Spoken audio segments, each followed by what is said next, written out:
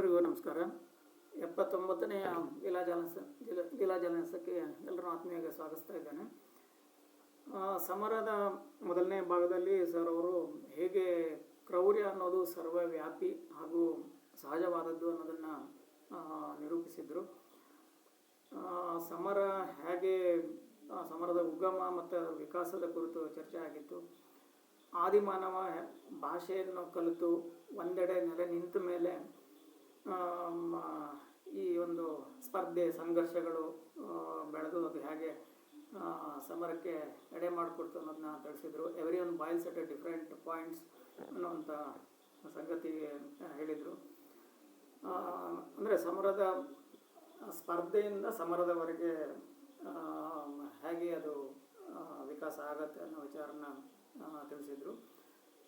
ಬಹುಶಃ ಇಂದಿನ ಭಾಗದಲ್ಲಿ ಸಮರದ ಕಾರಣ ಮತ್ತು ವಿಧಾನ ಹೇಗೆ ಕಾಲದೊಂದಿಗೆ ಬದಲಾಗುತ್ತೆ ಅನ್ನೋ ಕುರಿತಾದಂಥ ವಿಶ್ಲೇಷಣೆಯನ್ನು ನಡೆಸಲಿಕ್ಕಿದ್ದಾರೆ.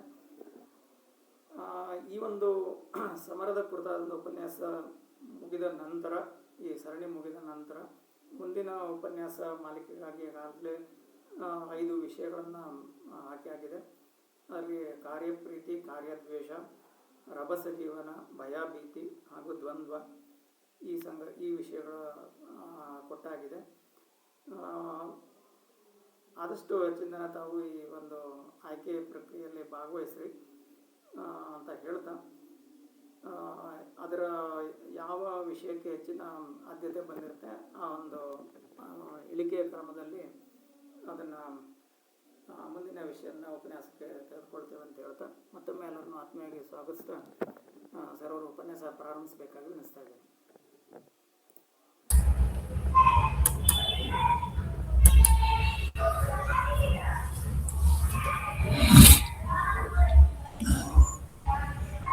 ಮಾತನಾಡಿಸುವ ಎಲ್ಲ ದೈವಿ ಸ್ವರೂಪಿಗಳಿಗೂ ನಮಸ್ಕಾರ. ಕಳೆದ ಬಾರಿ ಸಮರ ಅನ್ನುವುದರ ಗಂಭೀರ ವಿಚಾರಗಳನ್ನು ನಿಮ್ಮ ಮುಂದೆ ಇಟ್ಟೆ. ಅದು ಜೀವಿಗೋಲಕ್ಕೆ ಮಾಡುವ ಗಾಯ ಅಂತ ಕೂಡ ಹೇಳಿದೆ. ಹಾಗೆ ನೋಡಿದರೆ ಪ್ರಕೃತಿಗೆ ಜೀವ ಇರಬೇಕು ಅನ್ನೋವಂಥ ಆಸೆ ಏನು ಇದ್ದಾಗ ಕಾಣೋದಿಲ್ಲ. ಯಾಕೆಂದರೆ ಸೃಷ್ಟಿಯ 99ಕ್ಕಿಂತ ಹೆಚ್ಚು ಭಾಗ ನಿರ್ಜೀವಿಗಳೇ ಇರೋದು. ಹೋಗ್ಲಿ, ಆ ಒಂದು ಭಾಗನಾರು ಜೀವಿಗಳಿದ್ದಾರೆ ಅಲ್ಲೇ 999ಕ್ಕಿಂತ ಹೆಚ್ಚು ಭಾಗ, ತುಂಬ ಜೀವಿಗಳು ತುಂಬ ಕಡಿಮೆ. ಆ ಜೀವಿಗಳಲ್ಲೂ ನಿರ್ಜೀವಿ ಅಣುಗಳಿಂದಲೇ ಆ ಜೀವಿ ರೂಪಿತವಾಗಿದೆ. ಆದ್ರಿಂದ ಜೀವಿಯೂ ಭಾಗಶಃ ನಿರ್ಜೀವಿಯೇ. ಆ ಅರ್ಥದಲ್ಲಿ ತಗೊಂಡ್ರೆ ಪ್ರಕೃತಿಗೇನು ನಷ್ಟ ಆಗೋಲ್ಲ. ಗಾಯ ಪ್ರಕೃತಿ ಲೀಲೆ, ಈ ಎಲ್ಲ ಜೀವಿಗಳು ಸತ್ತೋದ್ರೂ ನಿಲ್ಲೋದಿಲ್ಲ. ಪ್ರಕೃತಿ ಲೀಲೆ ಎಲ್ಲ ಜೀವಿಗಳು ಸತ್ತೋದ್ಮೇಲೂ ನಡೆಯುತ್ತೆ. ಆದ್ದರಿಂದ ಪ್ರಕೃತಿ ಲೀಲೆಗೂ ಯುದ್ಧಕ್ಕೂ ಏನೇನೂ ಸಂಬಂಧ ಇಲ್ಲ. ಆದರೆ ಜೀವಿಗೋಲಕ್ಕೂ ಮತ್ತೆ ಯುದ್ಧಕ್ಕೂ ತುಂಬ ಹತ್ತಿರದ ಸಂಬಂಧ ಇದೆ ಅಂತ ಹೇಳ್ಬೋದು. ಇವತ್ತು ಮುಖ್ಯವಾದ ವಿಷಯ ಯುದ್ಧದ ಕಾರಣಗಳನ್ನ ತಿಳ್ಕೊಳ್ಳೋದು. ಅದನ್ನು ಈಗ ತಮ್ಮ ಮುಂದೆ ನನ್ನ ಯಥಾಮತಿ ಅದನ್ನು ನಿರೂಪಿಸೋದಕ್ಕೆ ಪ್ರಯತ್ನ ಪಡ್ತೇನೆ. ಆತ್ಮೀಯರೇ, ಯುದ್ಧದ ಬಗ್ಗೆ ಹೇಳುವಾಗ ನನಗೊಂದು ಪ್ರಸಂಗ ನೆನಪಾಗುತ್ತೆ. ನನ್ನ ವಿದ್ಯಾರ್ಥಿ ಒಬ್ಬ ವೈದ್ಯ. ಅವನನ್ನು ಸುಮ್ಮನೆ ಕೇಳಿದೆ, ಎಷ್ಟು ಬಗೆಯ ಕಾಯಿಲೆ ಇರ್ಬೋದು, ಸುಮಾರಾಗಿ ನೀ ಸಂಖ್ಯೆನ ಅಂದಾಜು ಮಾಡಿ ಹೇಳು ಅಂತ. ಅದಕ್ಕೆ ಅವನು ಹೇಳ್ದ, ನಿಮ್ಮ ನಿಖರವಾದ ಉತ್ತರದ ನಿರೀಕ್ಷೆ ಇದೆ ನಿಮಗೆ, ನೀವು ಸುಮ್ಮನೆ ಹೇಳ್ತಿರತ್ತ, ಸುಮ್ಮನೆ ಅಂದಾಜಿನ ಮೇಲೆ ಹೇಳು ಅಂತ. ನಿಖರವಾದ ನಿರೀಕ್ಷೆ ಇದೆ, ನಾನು ನಿಮಗೆ ನಿರಾಶೆ ಮಾಡಲ್ಲ, ಹೇಳ್ತೀನಿ. ಪ್ರಪಂಚದಲ್ಲಿ ಎಷ್ಟು ಜನ ಇದ್ದಾರೋ ಅಷ್ಟು ಕಾಯಿಲೆಗಳಿವೆ ಅಂತ ಹೇಳಿದ್ರು. ನಾನು ಏನಪ್ಪ ನಂಬರ್ನ, ಸಂಖ್ಯೆನ ಅಷ್ಟೊಂದು ಜಾಸ್ತಿ ಮಾಡಿಬಿಟ್ಟೆ ಅಂದರೆ, ಪ್ರತಿ ರೋಗಿನೂ ಅವನಿಗೆ ಬೇರೆ ಬೇರೆ ರೋಗಗಳಿರುತ್ತಲ್ಲ, ಅವುಗಳೆಲ್ಲದರ ಮೊತ್ತ ಅವನು ಅಂದ್ರೆ ಏನಾಯ್ತು, complex combination of many diseases. ಅದರಿಂದ ಎಷ್ಟು ಕಾಯಿಲೆಗಳಿವೆಯೋ ಅದನ್ನ ಪರ್ಮ್ಯುಟೇಷನ್ ಕಾಂಬಿನೇಷನ್ ಮಾಡದೆ ಹೋದರೆ ನಮಗೆ ಗೊತ್ತಾಗೋದಿಲ್ಲ ಎಷ್ಟು ಥರ ಕಾಯಿಲೆ ಅಂತ. ಈಗ ಬರೇ ಡಯಾಬಿಟಿಸ್ ಇರೋರು ಒಂಥರ, ಡಯಾಬಿಟಿಸು BP ಎರಡೂ ಇರೋರು ಅವು ಬೇರೆ ಥರ. ಹೀಗೆ ಅವನು ಹೇಳಿದ್ದು ಎಷ್ಟು ಜನ ಇದ್ದಾರೋ ಅಷ್ಟು ಕಾಯಿಲೆಗಳಿವೆ ಅಂತ. ಹಾಗೆ ಹೇಳೋದಾದ್ರೆ ಎಷ್ಟು ಜನ ಇದ್ದಾರೋ ಅಷ್ಟು ಅತೃಪ್ತಿಗಳಿವೆ. ಎಷ್ಟು ಅತೃಪ್ತಿಗಳಿವೆಯೋ ಅಷ್ಟು ಜಗಳಕ್ಕೆ ಅಧಿಕಾರ ಇದ್ರೆ ಯುದ್ಧಕ್ಕೆ ಕಾರಣ ಆಗುತ್ತೆ. ಯುದ್ಧ ಅನ್ನೋದು ಕಾಳ್ಗಿಚ್ಚನ್ನ ಅರ್ಥ ಮಾಡಿಕೊಂಡಷ್ಟು ಸರಳವಲ್ಲ. ಯಾಕೆ ನಾನು ಹೀಗೆ ಹೇಳ್ತಿದ್ದೀನಿ ಅಂದ್ರೆ, ಕಾಳ್ಗಿಚ್ಚನ್ ತಗೊಳ್ಳಿ, ಏನಾಗುತ್ತೆ, ಕಾಡಲ್ಲಿ ಬೇಕಾದಷ್ಟು ಹಸಿರು ಮರಗಳಿವೆ, ಆದ್ರೆ ಅದರಲ್ಲಿ ಯಾವುದೋ ಎರಡು ಮರ ಪರಸ್ಪರ ತಿಕ್ಕಿ ಕಾವು ಬಂದು ಹತ್ಕೊಂಡ್ಬಿಡುತ್ತೆ. ಆ ಮರ ಹತ್ಕೊಳ್ಳೋದು ಮೊದಲು, ಆಮೇಲೆ ಏನಾಗುತ್ತೆ, ಇಡೀ ಹಸಿರು ಮರಗಳು ಕೂಡ ಸುಟ್ಟು ಹೋಗ್ಬಿಡುತ್ತೆ. ಹಾಗೆ ಯುದ್ಧದಲ್ಲಿ ಕೂಡ ಯುದ್ಧದಲ್ಲಿ ಭಾಗವಹಿಸೋರೆಲ್ಲ ಯುದ್ಧಕ್ಕೆ ಕಾರಣರಲ್ಲ, ಅಥವಾ ಯುದ್ಧದಲ್ಲಿ ಭಾಗವಹಿಸಿದಾಗ, ಎರಡು ರಾಷ್ಟ್ರಗಳು ಭಾಗವಹಿಸಿದಾಗ ಎರಡು ರಾಷ್ಟ್ರಗಳ ಎಲ್ಲ ಪ್ರಜೆಗಳ ಮಧ್ಯೇನು ಏನು ಮನಸ್ತಾಪ ಆಗಿರ್ಬೇಕಾಗಿಲ್ಲ. ಹಾಗಾಗಿ ಈ ಯುದ್ಧದ ಕಾರಣ ಹುಡುಕೋದು ಸ್ವಲ್ಪ ಗೋಜಲಿನ ಕೆಲಸ ಅನ್ನುವಂಥದ್ದನ್ನ ಈ ಸಂದರ್ಭದಲ್ಲಿ ನನ್ನ ವಿದ್ಯಾರ್ಥಿ ಹೇಳಿದ ಮಾತನ್ನ ತುಂಬಾ ಹೆಮ್ಮೆಯಿಂದ ಜ್ಞಾಪಿಸ್ಕೋತೀನಿ. ಈಗ ಯುದ್ಧ ಅನ್ನೋದನ್ನ ಮೊದಲು ನಾನು ಸಾಮಾಜಿಕ ಮನಃಶಾಸ್ತ್ರದಲ್ಲಿ ಹೇಳೋದಕ್ಕೆ ಪ್ರಯತ್ನ ಪಡ್ತೇನೆ. ಸಾಮಾಜಿಕ ಮನಃಶಾಸ್ತ್ರ 4 ಬಗೆಯ ಸಂಬಂಧ: ಆತ್ಮೀಯತೆ, ಮತ್ತೆ ಸಹಕಾರ, ಸ್ಪರ್ಧೆ, ಸಂಘರ್ಷ. ಆತ್ಮೀಯತೆ ಇದ್ರೆ ಅಲ್ಲಿ ಸಂಘರ್ಷ ಆಗೋದು ತಡ ಆಗುತ್ತೆ, ಸಹಕಾರ ಇದ್ರೂ ತಡ ಆಗುತ್ತೆ.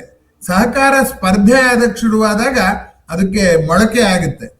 ಆದ್ರೆ ಸ್ಪರ್ಧೆ ಯಾವ ಹಂತದಲ್ಲಿ ಸಂಘರ್ಷ ಆಗುತ್ತೋ ಹೇಳೋದಕ್ಕೆ ಆಗೋದಿಲ್ಲ. ಇದು ಒಂದು ರೀತಿಯ ವಿಶ್ಲೇಷಣೆ. ಅಂದ್ರೇನು, ಮಾನವ ಒಬ್ಬನೇ ಇದ್ದಾಗ ನಡೆದುಕೊಳ್ಳುವ ರೀತಿಗೂ ಸಮುದಾಯದಲ್ಲಿದ್ದಾಗ ನಡೆದುಕೊಳ್ಳುವ ರೀತಿಗೂ ವ್ಯತ್ಯಾಸ ಇದೆ.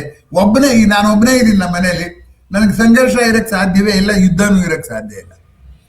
ಇದು ಸಮುದಾಯದ ತಿಕ್ಕಾಟ ಅಂತ ಅನ್ನೋಂಥದ್ದನ್ನ ಕಳೆದ ಬಾರಿ ಕೂಡ ನಾನು ಹೇಳಿದ್ದೀನಿ. ಈಗ ಇನ್ನೂ ಸ್ವಲ್ಪ ಆಳಕ್ಕೆ ನೋಡೋಣ. ಯುದ್ಧದ ಕಾರಣಗಳನ್ನ ಆಳವಾಗಿ ನೋಡೋದ್ರಲ್ಲಿ ತುಂಬಾ ಅರ್ಥ ಇದೆ. ಯಾಕೆಂದ್ರೆ ಯುದ್ಧ ಅರ್ಥ ಮಾಡ್ಕೊಂಡ್ರೆ ತಾನೆ ಯುದ್ಧ ನಿಲ್ಸೋವಂಥದ್ದು ಗೊತ್ತಾಗೋದು, ಕಾಯಿಲೆ ಗೊತ್ತಾದ್ರೆ ತಾನೆ ವಾಸಿ ಮಾಡೋಕೆ ಗೊತ್ತಾಗುವಂಥದ್ದು. ನಾನು ಕಾರಣಗಳನ್ನ 2 ಭಾಗ ಮಾಡ್ತೇನೆ. ಒಂದು ಮಾನಸಿಕ ಕಾರಣಗಳು, ಇನ್ನೊಂದು ಅಥವಾ ಆಂತರಿಕ ಕಾರಣಗಳು, ಎರಡನೇದು ಬಹಿರಂಗ ಕಾರಣಗಳು, ಅಂದ್ರೆ ಪರಿಸರದ ಕಾರಣಗಳು. ಈ 2 ಕಾರಣಗಳನ್ನು ಕೂಡ ಹೊರಜಗದ ಕಾರಣಗಳು, ಒಳಜಗದ ಕಾರಣಗಳು ಅಂತಲೇ ಕರೆಯೋಣ ಬೇಕಾದ್ರೆ. ಅವುಗಳನ್ನ ನಾವು ನೋಡೋಣ. ಯುದ್ಧವನ್ನ ವಿಶ್ಲೇಷಣೆ ಮಾಡಬೇಕಾದ್ರೆ ಪುರಾಣದ ಯುದ್ಧಗಳನ್ನು ಪರಿಗಣಿಸಬೇಕು ಅಂತ. ಯಾಕೆ ಅಂತ ನೀವು ಕೇಳ್ಬೋದು. ಪುರಾಣದ ಯುದ್ಧ ನಡೆದೇ ಇಲ್ಲ, ಪುರಾಣಕ್ಕೆ ಹೋಗಿ ಸೇರ್ಕೋತೀರಾ ನೀವು, ಪುರಾಣದ ಮೇಲೆ ಪ್ರೇಮ ಅಂತಲ್ಲ. ಪುರಾಣವನ್ನು ಬರೆದವರವರು ಮನುಷ್ಯರೇ ತಾನೆ, ಅವ್ರ ಮನಸ್ಸಿನಲ್ಲಿ ಹೀಗಾಗಿ ಯುದ್ಧ ಆಗ್ಬೋದು ಅಂತ ಊಹೆ ಇದೆ ತಾನೆ. ಆದ್ರಿಂದ ಪುರಾಣದಲ್ಲಿ ಆಗುವ ಯುದ್ಧವೂ ಕೂಡ ಮನುಷ್ಯ ತಾನು ಯುದ್ಧ ಹೇಗಾಗ್ಬೋದು ಅಂತ ಕಲ್ಪಿಸಿಕೊಂಡ ಕಥೆ ಅಂತಲೇ ಪರಿಗಣಿಸಿದ್ರು ಕೂಡ ಅದನ್ನು ಕೂಡ ಪರಿಗಣಿಸ್ಬೇಕಾಗತ್ತೆ. ಯಾಕೆಂದ್ರೆ ಯುದ್ಧ ಶುರುವಾಗೋದು ಯುದ್ಧರಂಗದಲ್ಲಿ, ಆದ್ರೆ ಅದರ ಬೀಜ, ಅದರ ಪ್ರಾರಂಭ ಬಿಂದು ಇರುವಂಥದ್ದು ಮನಸ್ಸಿನಲ್ಲೇ ಅಂತ. ವಿಶ್ವಸಂಸ್ಥೆಯವರು war starts in the minds of men ಅಂತಲೇ ನೇರವಾಗಿ ಒಂದು ವಾಕ್ಯ ಬರೆದು ಬಿಟ್ಟಿದ್ದಾರೆ. ಯುದ್ಧ ಪ್ರಾರಂಭ ಆಗೋದೇ ಮನುಷ್ಯರ ಮನಸ್ಸಿನಲ್ಲಿ. ನಾನು ಮುಂಚೆ ಹಾಗೆ ಯುದ್ಧ ಮಾಡಬೇಕು ಅಂತ ಮನಸ್ಸಿಗೆ ಆಲೋಚನೆ ಮಾಡಬೇಕು ಅಂತ ಹೇಳ್ತಾರೆ. ಒಂದು ತಮಾಷೆಯಾದ ಕಥೆ ಇದೆ. ಯುದ್ಧದ ಸಂದರ್ಭದಲ್ಲಿ ಸ್ವಲ್ಪ ಲಘು ಬಗೆ ಬರಲಿ ಅನ್ನೋ ದೃಷ್ಟಿಯಿಂದ ಹೇಳ್ತೀನಿ. ಮಹಾರಾಜ ಇನ್ನೊಂದು ಯುದ್ಧ ಮಾಡ್ಬೇಕಾಗತ್ತೆ ನಾವು ಅಂತ ಹೇಳ್ತಾನೆ ಇದ್ನಂತೆ. ಆವಾಗ ಜನ ಯಾವಾಗ ಹೇಳ್ತಾನೋ ಏನ್ ಕಥೆಯೋ, ಯಾವಾಗ ಯುದ್ಧ ಮಾಡ್ಬೇಕೋ ಗೊತ್ತಿಲ್ಲ ಅಂತ ಕಾಯ್ತಾ ಇದ್ರು. ಆಗ ಆ ಅರಮನೆಯಲ್ಲಿರೋ ಒಬ್ಬ ಸೇವಕ ಹೇಳಿದ್ನಂತೆ, ಮಹಾರಾಜರು ಎಂಥದ್ದು ದಕ್ಷಿಣ ದಿಕ್ಕಿಗೆ ನೋಡ್ಕೊಂಡು ತಮ್ಮ ಮೀಸೆ ತಿರುಗುತ್ತಾ ಇದ್ರು. ಅಂದ್ರೆ ದಕ್ಷಿಣದ ಯಾವುದೋ ದೇಶಕ್ಕೆ ಯುದ್ಧಕ್ಕೆ ಹೋಗ್ಬೇಕು ಅಂತ ಮನಸ್ಸಿಗೆ ಬಂದಿದೆ, ಅದರಿಂದ ದಕ್ಷಿಣ ದೇಶಕ್ಕೆ ಯುದ್ಧಕ್ಕೆ ಹೋಗ್ಬೋದು ಅಂತ ಒಂದು ವದಂತಿ ಹುಟ್ಟಿತು ಅಂತ ಆ ಪ್ರಸಂಗ ಹೇಳುತ್ತೆ. ಹಾಗೆ ಮನಸ್ಸು ಹೇಗೆ ಕೆಲಸ ಮಾಡುತ್ತೆ ಅಂತ ಹೇಳಕ್ಕಾಗಲ್ಲ. ನನ್ನ ವಿದ್ಯಾರ್ಥಿ ಹೇಳಿದ ಹಾಗೆ ಪ್ರತಿ ಯುದ್ಧಕ್ಕೂ ಅದರದ್ದೇ ಆದಂತಹ ಕಾರಣ ಇದೆ. ಚರಿತ್ರೆ ಓದೋರ್ಗೆಲ್ಲ ಗೊತ್ತು. ಯುದ್ಧ ಅಂದ್ರೆ ಮೊದಲು ಪ್ರಶ್ನೆ ಬರೋದೇ ಯುದ್ಧ ನಡೆಯಲು ಕಾರಣಗಳೇನು ಅಂತ. ಆದ್ದರಿಂದ ಇಷ್ಟು ವಿಭಿನ್ನ ಕಾರಣಗಳಿರುವಾಗ ಇವುಗಳನ್ನ ಸಂಗ್ರಹಿಸಿ ಹೇಗೆ ಹೇಳೋದು ಅಂದ್ರೆ ವರ್ಗೀಕರಿಸಿ ಹೇಳದೆ ಇದ್ರೆ ಬೇರೆ ದಾರಿ ಇಲ್ಲ. ಈಗ ಮನಸ್ಸಿಂದ ತಗೊಳ್ಳೋಣ. ಮೊದಲನೆಯ ಮಾನಸಿಕ ಕಾರಣವನ್ನ ನಾನು ಹೇಳ್ತಾ ಇರೋದು ಅದೇ ಮುಖ್ಯ ಅಂತಲ್ಲ. ಈ ಕಾರಣಗಳನ್ನ ಹೇಳುವಾಗ ಮೊದಲನೇದಾಗಿ ಅದನ್ನ ಹೇಳ್ತಿದ್ದೀನಿ ಅಷ್ಟೇ. ಅದೇ ಮೊದಲನೇದು ಅಂದ್ರೆ ಫಸ್ಟ್ ಒನ್ ಅಂತ ಏನೂ ಅಲ್ಲ. ಆಧಿಪತ್ಯ ಚಟ ಅಂತ ನಾನು ಕರಿತೀನಿ. ನಮ್ಗೆ ಇನ್ನೊಬ್ಬರನ್ನ ಆಳೋವಂಥ ಗುಣ ಹುಟ್ಟಿಂದಲೇ ಇದೆ ಅಂತ ಕೆಲವು ಮನಃಶಾಸ್ತ್ರಜ್ಞರು ಹೇಳ್ತಾರೆ. ಶ್ರೀರಂಗ ಅಂತ, ಆದ್ಯ ರಂಗಾಚಾರ್ಯ ಅಂತ ಅವರು ಹೇಳ್ತಿದ್ರು, ಭಗವದ್ಗೀತೆಯಲ್ಲಿ ಕೂಡ ಕೃಷ್ಣನಿಗೆ ಅವನೆಲ್ಲ ಹೇಳಿದ್ದು ಕರ್ಮಯೋಗ ಹೇಳಿದ್ ನಾನು ತುಂಬಾ ಜಾಣ, ನಾನು ಹೇಳ್ದಾಗ ಕೇಳು ಅಂತ ಹೇಳ್ತಾನೆ. ನಿಜ, ಅವನು ಹೇಳ್ದ ಯಥೇಚ್ಛಸಿ ತಥಾಕುರು ಅಂತ ಹೇಳ್ದಾಗ ಅರ್ಜುನನ್ಗೆ. ಆಮೇಲೆ ಅರ್ಜುನ ಏನ್ ಹೇಳ್ದ, ನಷ್ಟಮೋಹಂ ಸ್ಮೃತಿರ್ಲಬ್ಧ ತ್ವತ್ಪ್ರಸಾದಾತ್ ಮಯಾಚ್ಯುತ, ಅದರಿಂದ ಕರಿಷ್ಯೇ ವಚನಂ ತವ ಸ್ಥಿರ ಬುದ್ಧಿ ಅಸಂದೇಹ ಕರಿಷ್ಯೇ ವಚನತಃ ಅಂತ ಹೇಳ್ಬಿಟ್ಟ. ನಿನ್ ಮಾತನ್ನೇ ಕೇಳ್ತೀನಿ ಅಂತ ಹೇಳ್ದ. ಅವಾಗ ನಿಜವಾಗಿ ಕೃಷ್ಣನಿಗೆ ಅದೆಲ್ಲ ತಿಳ್ಕೊಂಡಿಲ್ಲ ಅಂತ ತಿಳ್ಕೊಳ್ಳಿ ಅನ್ನೋ ಆಸೆ ಇದ್ದಿದ್ರೆ ನೀನ್ ಯೋಚನೆ ಮಾಡಿ ನಿರ್ಧಾರ ಮಾಡಿದ್ರು ನಾನು ಹೇಳ್ದಾಗ ಯಾಕೋ ಮಾಡ್ತೀಯ ಅಂತ ಜಗಳ ಕಾಯ್ಬೇಕಾಗಿತ್ತು. ಆದ್ರೆ ಕೃಷ್ಣ ಕಾಯ್ಲಿಲ್ಲ. ಅದರಿಂದ ಕೃಷ್ಣನಿಗೂ ಆಳುವ ಪ್ರವೃತ್ತಿ ಇದೆ ಅಂತ ಅವರು ಯಾರು ಶ್ರೀರಂಗ ಅವರು ಒಂದು ಭಗವದ್ಗೀತೆ ಬಗ್ಗೆ ಒಂದು ಪುಸ್ತಕ ಬರೆದಿದ್ದಾರೆ. ಅದ್ರಲ್ಲಿ ವಾದ ಮಾಡ್ತಾರೆ. ಇದನ್ನ ನಾವು ಒಪ್ಪೋದು ಬಿಡುವುದು ಅದು ಬೇರೆ ಮಾತು. ಪ್ರಶ್ನೆ ಏನಪ್ಪಾ ಅಂದ್ರೆ, ಆಳುವ ಗುಣ ಅಂತೂ ನಮ್ಗೆ ಯಾವಾಗ್ಲೂ ಇದೆ. ನಮ್ಗೆ ಕಲ್ತ್ಕೊಳ್ಳೋದು ಇದ್ರೂ ಮೇಷ್ಟ್ರಾಗೋ ಗುಣ ಇದೆ. ಮೇಷ್ಟ್ರಾದಾಗ ವಿದ್ಯಾರ್ಥಿಗಳನ್ನ ಆಳ್ಬಹುದು, ನಾ ಹೇಳ್ದಾಗ ಮಾಡು ಅಂತ ಹೇಳ್ಬೋದು. ಅದರಿಂದ ಅಧಿಕಾರದ ಚಪಲ, ಆಳುವ ಚಪಲ ನಮ್ಮ ರಕ್ತದಲ್ಲೇ ಇದೆ ಅನ್ನೋ ಮಟ್ಟಕ್ಕೆ ಅದು ಅಂಟ್ಕೊಂಡಿದೆ. ಆದ್ರಿಂದ ಹಾಗಾಗತ್ತೆ ಅಂತ. ಈಗ ನೋಡಿ, ನೆಪೋಲಿಯನ್ ತನ್ನ ರಾಜ್ಯನ ಚೆನ್ನಾಗಿ ನಡೆಸ್ಕೊಂಡಿದ್ದ ತುಂಟು ಹುಡುಗ. ಅವನು ರಾಜ ಆದಾಗ ಏನ್ ಮಾಡ್ದ, ನನ್ನ ರಾಜ್ಯ ಇಷ್ಟೇ ಯಾಕಿರ್ಬೇಕು ಅಂತ ವಿಸ್ತಾರ ಮಾಡಿ ರಷ್ಯಾವರೆಗೂ ಹೋದ. ಹಾಗಾಗಿ ಈ ಆಧಿಪತ್ಯ ಚಟ ಯುದ್ಧಕ್ಕೆ ದಾರಿ ಮಾಡಿಕೊಡುತ್ತೆ ಅಂತ ಅನ್ನೋವಂಥದ್ದನ್ನ ಒಪ್ಕೊಳ್ಳೋದ್ರಲ್ಲಿ ಏನು ತೊಂದರೆನೇ ಇಲ್ಲ. ಅಲೆಕ್ಸಾಂಡರ್ ತಾನೇ ಮಾಡಿದ್ದೇನು, ಅವನ ರಾಜ್ಯ ಅವನು ಆಳ್ಕೊಂಡು ಚೆನ್ನಾಗಿರ್ಬಹುದಾಗಿತ್ತಲ್ಲ. ಯಾಕೆ ಬೇರೆ ರಾಜ್ಯಗಳಿಗೆಲ್ಲ ಬಂದು ಅಲ್ಲಿ ಲೂಟಿ ಮಾಡಿ ಇದೆಲ್ಲ ಮಾಡ್ದ? ಯಾಕೆ ಮಾಡ್ದ? ಅದರಿಂದ ಆಧಿಪತ್ಯ ಚಟ ನಮ್ಮ ಮನಸ್ಸಿನಲ್ಲಿ ಇದೆ. ಅದರಿಂದ ಅದು ಯುದ್ಧಕ್ಕೆ ದಾರಿ ಮಾಡಿಕೊಡುತ್ತೆ ಅಂತ. ಇನ್ನೊಂದು ಏನಿದೆ ಅಂತಂದ್ರೆ ಕೀಳರಿಮೆ ಮೀರಲು ಅಂತ. ಪ್ರತಿಯೊಬ್ಬನಿಗೂ ನಮ್ಮ ದೇಶಕ್ಕಿಂತ ಬೇರೆ ದೇಶ ಚೆನ್ನಾಗಿದೆಯೋ ಏನ್ ಕತಿಯೋ ಅನ್ನೋ ಭಾವನೆ ಇದೆ. ಆದ್ದರಿಂದಲೇ ಯಾರು ಯುದ್ಧ ಶುರು ಮಾಡ್ತಾರೋ ಅವ್ರು ಯಾವಾಗ್ಲೂ ಕೂಡ ತಮ್ಮ ದೇಶದ ಜನರನ್ನ ದೂರೀಕರಿಸ್ತಾರೆ.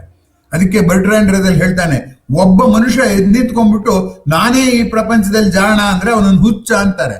ಆದ್ರೆ ನಮ್ಮ ದೇಶದ ಜನರೆಲ್ಲ ಜಾಣರು ಅಂದ್ರೆ ಅವನು ಜನನಾಯಕ ಆಗ್ಬಿಡ್ತಾನೆ ಅನ್ನುವಂಥ ಮಾತನ್ನ ಹೇಳ್ತಾರೆ. ಯಾರು? Bertrand Russell. ಹಾಗಾಗಿ ನಮ್ಮ ಕೀಳರಿಮೆಯನ್ನ ಮೀರಬೇಕು ಅನ್ನೋ ದೃಷ್ಟಿಯಿಂದಲೂ ಕೂಡ ನಾವು ಯುದ್ಧವನ್ನ ಬೆಂಬಲಿಸ್ತೀವಿ ಅಂತ. ವಾಸ್ತವವಾಗಿ ಹಿಟ್ಲರ್ ಮಾಡಿದ್ದದೇ. ಹಿಟ್ಲರ್ ಏನ್ ಮಾಡ್ದ, ಜರ್ಮನ್ ಇದಾರಲ್ಲ ಅವರೆಲ್ಲ ಯಹೂದಿಗಳೆಲ್ಲ ಇದಾರಲ್ಲ, ಅವರು ತುಂಬಾ ಜಾಣರು, ಪ್ರಪಂಚನೆಲ್ಲ ಆಳೋ ತಾಕತ್ ಅವ್ರಿಗಿದೆ, ಆದ್ರಿಂದ ಅವ್ರು ಆಳಿದ್ರು ಅಂತ ಅವನ್ ನಂಬಿದ್ದ. ಈಗಲೂ ಅನೇಕರು ನಮ್ಮ ಜಾತಿಯ ಜನ ಹಿಂದೆ ಆಳಿದ್ದಾರೆ, ಅದಕ್ಕೆ ಈಗಲೂ ನಾವು ಆಳೋದಕ್ಕೆ ಯೋಗ್ಯರು ಅಂತ ಹೇಳುವಂತ ಮಾತುಗಳು ಕೂಡ ಕೇಳಬರೋದ್ರಿಂದ ಅದರಿಂದ ಕೀಳರಿಮೆಯನ್ನ ಕಳೆದುಕೊಳ್ಳಲು ನಾವು ಯುದ್ಧ ಮಾಡೋದು ಅನೇಕ ಸಾರಿ ಉಂಟು. ಗೃಹಭಂಗ ಕಾದಂಬರಿಯಲ್ಲಿ ಒಂದು ಪ್ರಸಂಗ ಬರುತ್ತೆ. ಚೆನ್ನಿಗರಾಯರಿಗೆ ಏನು ತೋಚದೆ ಇದ್ರೆ ಅವ್ರ ಹೆಂಡತಿನ ಚೆನ್ನಾಗಿ ಬೈಯೋರಂತೆ. ಯಾಕೆ ಅಂದ್ರೆ ನಾನು ಆಳ್ತಾ ಇದ್ದೀನಿ ನನ್ನ ಹೆಂಡತಿನ ಅನ್ಕೊಂಡು ಅವ್ರಿಗೆ ಸಮಾಧಾನ. ಆಳೋ ಶಕ್ತಿ ಇರ್ಲಿಲ್ಲ, ಅವಳು ಕೊಟ್ಟ ಸಲಹೆನೇ ಇವ್ರು ನಡೆಸ್ಬೇಕು, ಬೇರೆ ದಾರಿ ಇರ್ತಿರ್ಲಿಲ್ಲ. ಆದ್ರೂ ಕೂಡ ಹೆಂಡತಿ ಮೇಲೆ ಆಧಿಪತ್ಯ ಇದೆ ಅನ್ನೋಕೆ ಬೈದು ಬಿಟ್ಟು ಸಮಾಧಾನ ಮಾಡ್ಕೋತಿದ್ರು ಅಂತ ಆ ಗೃಹಭಂಗದಲ್ಲಿ ಹೇಳಿರೋದ್ರಿಂದ ಮನುಷ್ಯ ಸ್ವಭಾವದಲ್ಲಿ ಆ ಒಂದು ಆ ಕೀಳರಿಮೆ ಮೀರಲು ಅಥವಾ ನಾನ್ ಮೇಲು ಅಂತ ತೋರಿಸ್ಕೋಬೇಕು ಅನ್ನೋ ಆಸೆ ಇದೆಯಲ್ಲ. ಹಾಗೆ ನೋಡಿದ್ರೆ ಕೀಳರಿಮೆ ಏನ್ ಮಾಡುತ್ತೆ, ನನಗೆ ಕೀಳರಿಮೆ ಇಲ್ಲ ಅಂತ ತೋರಿಸ್ಕೊಳಕ್ ಪ್ರಯತ್ನ ಪಡುತ್ತೆ. ಹಾಗಾಗಿ ಯುದ್ಧ ಆಗುತ್ತೆ ಅಂತ. ಇನ್ನೊಂದು ಕಾರಣ ಏನಪ್ಪಾ ಅಂತಂದ್ರೆ ಅದನ್ನ ಸೆಡಿಸಮ್ ಅಂತಾರೆ. ಸೆಡಿಸಮ್ ಅಂದ್ರೆ ಏನು ಅಂದ್ರೆ ಇನ್ನೊಬ್ಬರಿಗೆ ಆಗೋ ಹಿಂಸೆ ನೋಡಿ ಸಂತೋಷ ಪಡುವಂಥದ್ದು. ಅದಕ್ಕೆ ಸೆಡಿಸಮ್ ಅಂತ ಕರೀತಾರೆ. ಅದನ್ನ ಈ ಹಿಂಸಾನಂದ ಅಂತ ಬರೆದಿದ್ರು ಅನುವಾದ. ಅದು ಸರಿ ಇಲ್ಲ ಅಂದ್ಬಿಟ್ಟು ನಮ್ಮ ಏನ್ ಮೂರ್ತಿರಾಯರು ಒಂದು ಪದ ತುಂಬಾ ಚೆನ್ನಾಗಿರೋದನ್ನ ಟಂಕಿಸಿದ್ದಾರೆ. ಅದು ಕ್ರೌರ್ಯ ಲೋಲುಪತೆ ಅಂತ. ಕ್ರೌರ್ಯವನ್ನೇ ಆನಂದ ಪಡೋದು, ವೈಲೆನ್ಸ್ನೇ ಆನಂದ ಪಡೋದು ಅಂತ. ಇಲ್ಲಿ ಹಿಂಸಾನಂದಕ್ಕೂ ಇದಕ್ಕೂ ಎಷ್ಟು ವ್ಯತ್ಯಾಸ ಇದೆ. ಹಿಂಸೆ ಎನ್ನುವಾಗ ಒತ್ತಕ್ಷರ ಅದೆಲ್ಲ ಇಲ್ಲ. ಇದು ಕ್ರೌರ್ಯ ಅಂದಾಗ ಅದರಲ್ಲೇ ಗರ್ಗಸದ ಕುಯ್ದಾಗತ್ತೆ. ಆನಂದ ಅನ್ನೋದು ಮನಸ್ಸನ್ನು ಮೀರಿದಂತ ತಾತ್ವಿಕವಾದಂತ ಪದ. ಇಲ್ಲಿ ಲೋಲುಪತೆ ಅಂದ್ರೆ ಅದ್ ಲೋಲಾಪ್ ತಿಂದ್ರೇನು, ಅವ್ರು ಇರೋದು ನೋಡಿ ಸಂತೋಷ ಪಡೋದು, ಅವ್ರ ಕಷ್ಟದಲ್ಲಿ ಇರೋದು ನೋಡಿ ಸಂತೋಷ ಪಡೋದು. ಸೊ ಕ್ರೌರ್ಯ ಲೋಲುಪತೆ ಕೂಡ ನಿಧಾನವಾಗಿ ಯುದ್ಧ ಆಗುವಂಥ ಸಾಧ್ಯತೆ ಇದೆ. ಇತ್ತೀಚೆಗೆ ಇವತ್ತು ಕೂಡ ಫೇಸ್ಬುಕ್ ಅಲ್ಲಿ ಬಂದಿದೆ, ಅಮೆರಿಕಾದಲ್ಲಿ ಹೇಳಿದ್ದಾರೆ ಚೈನಾ ಅಂತೂ ನಮ್ಗಿನ್ನ ಮುಂದೆ ಹೊರಟೋಯ್ತು, ಭಾರತ ಹೋಗಿ ಬಿಡೋದಿಲ್ಲ ನಾವು. ಭಾರತ ಹೋಗಿ ಇವರೇನ್ ಬಿಡೋದು? ಯಾಕೆ ಹಾಗೆ ಹೇಳ್ತಿದ್ದಾರೆ ಅಂದ್ರೆ, ನಾವು ಅಮೆರಿಕಾದವ್ರು ಯಾವಾಗ್ಲೂ ಒನ್ ಅಪಿಶ್ನೆಸ್ ಅಂತ ಕರೀತಾರೆ, ಆಳುವ ಬುದ್ಧಿಗೆ ಒನ್ ಅಪಿಶ್ನೆಸ್ ಅಂತ. ಆ ಒನ್ ಅಪಿಶ್ನೆಸ್ ಬೇಕು ಅನ್ನೋವಂಥದ್ದು ಸಮಕಾಲೀನವಾದ ಸುಮ್ಮನೆ ಉದಾಹರಣೆ ಕೊಟ್ಟೆ, ನಾನು ಅದ್ರ ಬಗ್ಗೆ ಭಾಷಣ ಮಾಡಕ್ ಬಂದಿಲ್ಲ. ಈಗ ಒಟ್ನಲ್ಲಿ ಕ್ರೌರ್ಯ ಲೋಲುಪತೆ ಇದೆಯಲ್ಲ, ಆ ಕ್ರೌರ್ಯ ಲೋಲುಪತೆ ಮನುಷ್ಯನನ್ನ ಜಗಳಕ್ಕೆ, ಯುದ್ಧಕ್ಕೆ ಸಿದ್ಧ ಮಾಡುತ್ತೆ ಅನ್ನುವಂಥದ್ದು ಗಮನಿಸಬೇಕಾದ. ಇನ್ನು ಮುಂದಿನ ಕಾರಣ ಆಶೆ. ಎಷ್ಟಿದ್ರೂ ಬೇಕು ಅಂತ. ವಾಸ್ತವವಾಗಿ ಪಂಚಭೂತಗಳಲ್ಲಿ ಒಂದೊಂದು ರೀತಿಯ ಚಪಲಾನ ಉಂಟು ಮಾಡುತ್ತೆ ಅಂತ ಹೇಳ್ತಾರೆ. ಈಗ ಬೆಂಕಿ ಅದು ಕ್ರೌರ್ಯ ಮತ್ಸರ್ಯವನ್ನ ಸೂಚಿಸುತ್ತಂತೆ. ಗಾಳಿ ಚಂಚಲತೆಯನ್ನು ಸೂಚಿಸುತ್ತೆ, ಯಾಕಂದ್ರೆ ಗಾಳಿ ಎಲ್ಲ ದಿಕ್ಕಿಗೂ ಹೊರಡ್ತಾ ಇರುತ್ತದೆ ಅಂತ. ಹಾಗೆ ಭೂಮಿ ಅನ್ನೋದನ್ನ ದುರಾಸೆಯನ್ನು ಸೂಚಿಸುತ್ತೆ. ಎಷ್ಟಿದ್ರೂ ಇನ್ನೊಂದಿಷ್ಟು ಭೂಮಿ ಬೇಕು ಅಂತ ಪ್ರತಿಯೊಬ್ಬರು ಅವಕಾಶ ಸಿಕ್ಕಾಗೆಲ್ಲ ಇದು ಕಾನೂನುಬದ್ಧವಾಗೋ ಕಾನೂನು ಮೀರಿಯೋ ಇನ್ನೊಂದು ಜಾಗ ಏನಾದ್ರು ತಮಗೆ ಸಿಕ್ಕಿದ್ರೆ ಅದನ್ನ ಬಳಕೆ ಮಾಡ್ಕೊಳ್ಳುವಂಥದ್ದು ಕಂಡು ಬರುತ್ತೆ. ಆದ್ರಿಂದ ಈ ಆಸೆ, ಭೂಮಿಗೆ ಆಸೆ ಇರೋದ್ರಿಂದ ಹೇಳ್ತಾನಲ್ಲ ದುರ್ಯೋಧನನೇ ಹೇಳ್ತಾನಲ್ಲ, ಅವನು ಹೇಳ್ತಾನೆ ಛಲಕಿರಿವೆನಲ್ಲದೆ ನೆಲಕಿರುವೆನೆ. ಅವನು ಹೇಳ್ತಾನೆ ಈ ನೆಲಕ್ಕೋಸ್ಕರ ನಾನು ಅದು ನೋಡಿ, ಅದ್ರಲ್ಲಿ ಬೇರೆ ಶ್ರೇಣೀಕರಣ. ಛಲಕಿರಿವೆನಲ್ಲದೆ ಈ ನೆಲಕ್ಕೋಸ್ಕರ ನಾನೇನು ಆಸೆ ಪಡ್ತಿಲ್ಲ, ನನ್ನ ಛಲ ಇದು ನಂದು ನೆಲ ಅಂತ ಅಂದ್ಬಿಟ್ಟು. ನೆಲ ಅಂತ ಮಾಡ್ಲಿ ಛಲ ಅಂತ ಮಾಡ್ಲಿ ಅದು ಯುದ್ಧವೇ, ಅದು ಬೇರೆ ಮಾತು. ಆದ್ರೆ ಈ ಛಲ ಇದೆಯಲ್ಲ, ನಾನು ಇದರ ಒಡೆಯ ಅನ್ನೋ ಆಸೆ ಇದೆಯಲ್ಲ, ಅದು ಮಾಡುತ್ತೆ ಅಂತ. ಇನ್ ಕೆಲವು ಸಾರಿ ಭಯವೂ ಕೂಡ ನಮ್ಗೆ ಯುದ್ಧಕ್ಕೆ ಕಾರಣ ಆಗುತ್ತೆ ಅಂತ. ಅವರು ಇನ್ನೊಬ್ರು ಬಂದು ನಮ್ಮ ಮೇಲೆ ಆಳ್ವಿಕೆ ಮಾಡೋಕ್ ಮುಂಚೆ ನಾವೇ ಅವ್ರ ಮೇಲೆ offence is best form of defence ಅಂತ ಇಂಗ್ಲಿಷ್ ನಲ್ಲಿ ಹೇಳ್ತಾರೆ. ಅಪರಾಧ ಮಾಡಿ ಅವ್ನ ಬಾಯಿ ಮುಚ್ಚೋದಿದೆಯಲ್ಲ, ಅವ್ರು ಮಾಡೋದಕ್ಕೆ ಮುಂಚೆ ನಾವು ಮಾಡ್ಬಿಡ್ಬೇಕು ಅಂತ. ಮಾಸ್ತಿ ವೆಂಕಟೇಶ್ ಅಯ್ಯಂಗಾರ ಕಾದಂಬರಿಲೂ ಬರುತ್ತದು. ಏನಂದ್ರೆ, ನಾವು ಏನ್ ಮಾಡ್ಬೇಕು ಅಂತ ಶತ್ರುಗಳಿಗೆ ಯೋಜನೆ ಹಾಕೊಂಡು ತಡ ಮಾಡಿದ್ರೆ ಆ ಶತ್ರುಗಳು ಅದನ್ನೇ ನಮ್ಮ ಮೇಲೆ ಮಾಡೋ ಅಪಾಯ ಇರುತ್ತೆ. ಆದಷ್ಟು ಬೇಗ ನಾವು ಅದನ್ನ ಜಾರಿಗೆ ತರಬೇಕು ಅನ್ನುವಂಥ ಮಾತು ಬರುತ್ತೆ. ಆದ್ರಿಂದ ಭಯವೂ ಕೂಡ ಒಂದು ರೀತಿಯಲ್ಲಿ ಯುದ್ಧಕ್ಕೆ ಕಾರಣ, ಆಂತರಿಕ ಕಾರಣ ಅಂತ ಹೇಳ್ಬೋದು. ಇನ್ನು ಆದರ್ಶಗಳಿಗೆ ಕೂಡ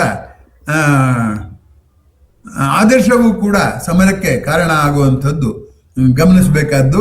ಒಬ್ಬೊಬ್ಬರ ಆದರ್ಶ ಒಂದೊಂದಿರುತ್ತೆ. ಆದ್ರಿಂದ ಇಲ್ಲಿ ಏನಾಗ್ಬಿಡುತ್ತಪ್ಪ ಅಂತಂದ್ರೆ, ಆದರ್ಶದ ಒಂದು ವ್ಯತ್ಯಾಸ ಇದೆಯಲ್ಲ, ಅದು ಕಲಹಕ್ಕೆ ಪ್ರೇರಕವಾಗಿಬಿಡುತ್ತೆ ಅನ್ನುವಂಥದ್ದು. ಬೀಚಿ ಅವರು ಕಂಬರಾಮಾಯಣವನ್ನ ಕುರಿತು ಮಾತಾಡುವಾಗ ಹೇಳ್ತಾ ಇದ್ರು, ರಾವಣ ಮತ್ತೆ ರಾಮ ಜಗಳ ಕಾದಿದ್ರು ಒಂದು ಹೆಣ್ಣಿನ ಸಲುವಾಗಿ. ಆಸೆ, ಹೆಣ್ಣು ಹೊನ್ನು ಮಣ್ಣು ಎಲ್ಲದಕ್ಕೂ ಯುದ್ಧ ಆಗುತ್ತೆ ಅನ್ನುವಂಥದ್ದು. ಹೆಲೆನ್ ಆಫ್ ಟ್ರಾಯ್ನಲ್ಲಿ ಅಲ್ಲಿಯೂ ಹೆಲೆನ್ಗೋಸ್ಕರನೇ ಅಲ್ಲಿ ಯುದ್ಧ ಆಯಿತು. ಆ ಯುದ್ಧ ಆಗಿದೆ ಬಿಡಿ, ಅದು ಆ ಕಡೆ ಬಿಡಿ. ಈ ಕಡೆ ನೋಡೋಣ, ರಾವಣನ ತಮ್ಮಂದ್ರಲ್ಲಿ ಕುಂಭಕರ್ಣ ಹೇಳ್ದ, ಈ ಶರೀರನೇ ನಮ್ಮ ಅಣ್ಣ ಸಾಕಿದ್ದು, ಅದಕ್ಕೋಸ್ಕರ ನಾನು ಪ್ರಾಣ ಬಿಟ್ರಿ ಅಂತ ನಷ್ಟ, ನಾನು ಮಾಡ್ಬೇಕಾದ್ದೆ. ನಮ್ಮ ಅಣ್ಣನ್ ಸರಿಯೋ ತಪ್ಪು ಅಂತ ಕೇಳಕ್ ನಾನು ಯಾರು? ನಾನು ಯಾವ ಅಣ್ಣ ನನ್ನ ದೇಹ ಬೆಳೆಸಿದನೋ ಆ ದೇಹನೂ ನಾನು ಕೊಡೋಕ್ ತಯಾರು ಅಂತ ಒಂದು ರೀತಿಯಲ್ಲಿ ಅಣ್ಣನ ಬಗ್ಗೆ ನಿಷ್ಠೆ ತೋರಿಸ್ದ. ಯಾರು? ಕುಂಭಕರ್ಣ. ಅದು ಧರ್ಮ ತಾನೆ. ಸೋದರನ್ನ ನೋಡ್ಕೋಬೇಕಾದ್ದು. ತಂದೆ ಆದ್ಮೇಲೆ ಮಗ ದೊಡ್ಡ ಹಿರಿಯ ಅಣ್ಣನೇ ಮನೆ ಒಡೆಯ, ಅದು ಸರಿಯಾದ್ದೆ. ಆದ್ರೆ ವಿಭೀಷಣ, ಅವನ ಹೆಸರೇ ವಿಭೀಷಣ, ಭೀಷಣವಾಗಿರೋಲ್ಲ ಅವನು. ಎಷ್ಟು ಜನ ಸಾಯ್ತಾ ಇದ್ದಾರೆ ಆ ಲಂಕೆಯಲ್ಲಿ, ಅದಷ್ಟಕ್ಕೂ ನಮ್ಮ ಅಣ್ಣ ಕಾರಣ. ನಮ್ಮ ಅಣ್ಣ ಅನ್ಕೊಂಡು ಹೋಗ್ಬಿಟ್ರೆ ಆ ಎಷ್ಟು ಜನಕ್ಕೆ ನಷ್ಟ ಆಗುತ್ತೆ. ಇಷ್ಟರ ಮೇಲೆ ಅನ್ಯಾಯವಾಗಿ ಮಾಡ್ತಿದ್ದಾನೆ ಯುದ್ಧ, ಯಾವುದಕ್ಕೂ ಸರಿಯಾದ ಕಾರಣ ಇಲ್ದೇಲೇನೆ ಯುದ್ಧ ಮಾಡ್ತಿದ್ದಾನೆ. ಅವನೇನು ರಾಮ ಏನು ಬರ್ತಿಲ್ಲ, ಅವನ ಹೆಂಡತಿನ ಕರ್ಕೊಂಡ್ ಬಂದ್ಬಿಟ್ಟು ಇವನು ಯುದ್ಧ ಮಾಡ್ತಾನೆ ಅಂತ ನ್ಯಾಯದ ಸಲುವಾಗಿ ಅವನ ಈ ಕಡೆ ಬಂದ. ಅದು ಧರ್ಮ ಹೌದು ಅಲ್ವೋ? ಒಂದು ನ್ಯಾಯವನ್ನು ಆಧರಿಸಿದ ಧರ್ಮ, ಇನ್ನೊಂದು ಸಾಕಿದವರನ್ನು ಆಧರಿಸಿದ ಧರ್ಮ. ಧರ್ಮದ ಮಧ್ಯೆಯೇ ಸಂಘರ್ಷ ಆಗತ್ತೆ ಅಂತ ಬೀಚಿ ಅವ್ರು ಹೇಳ್ತಾ ಇದ್ರು.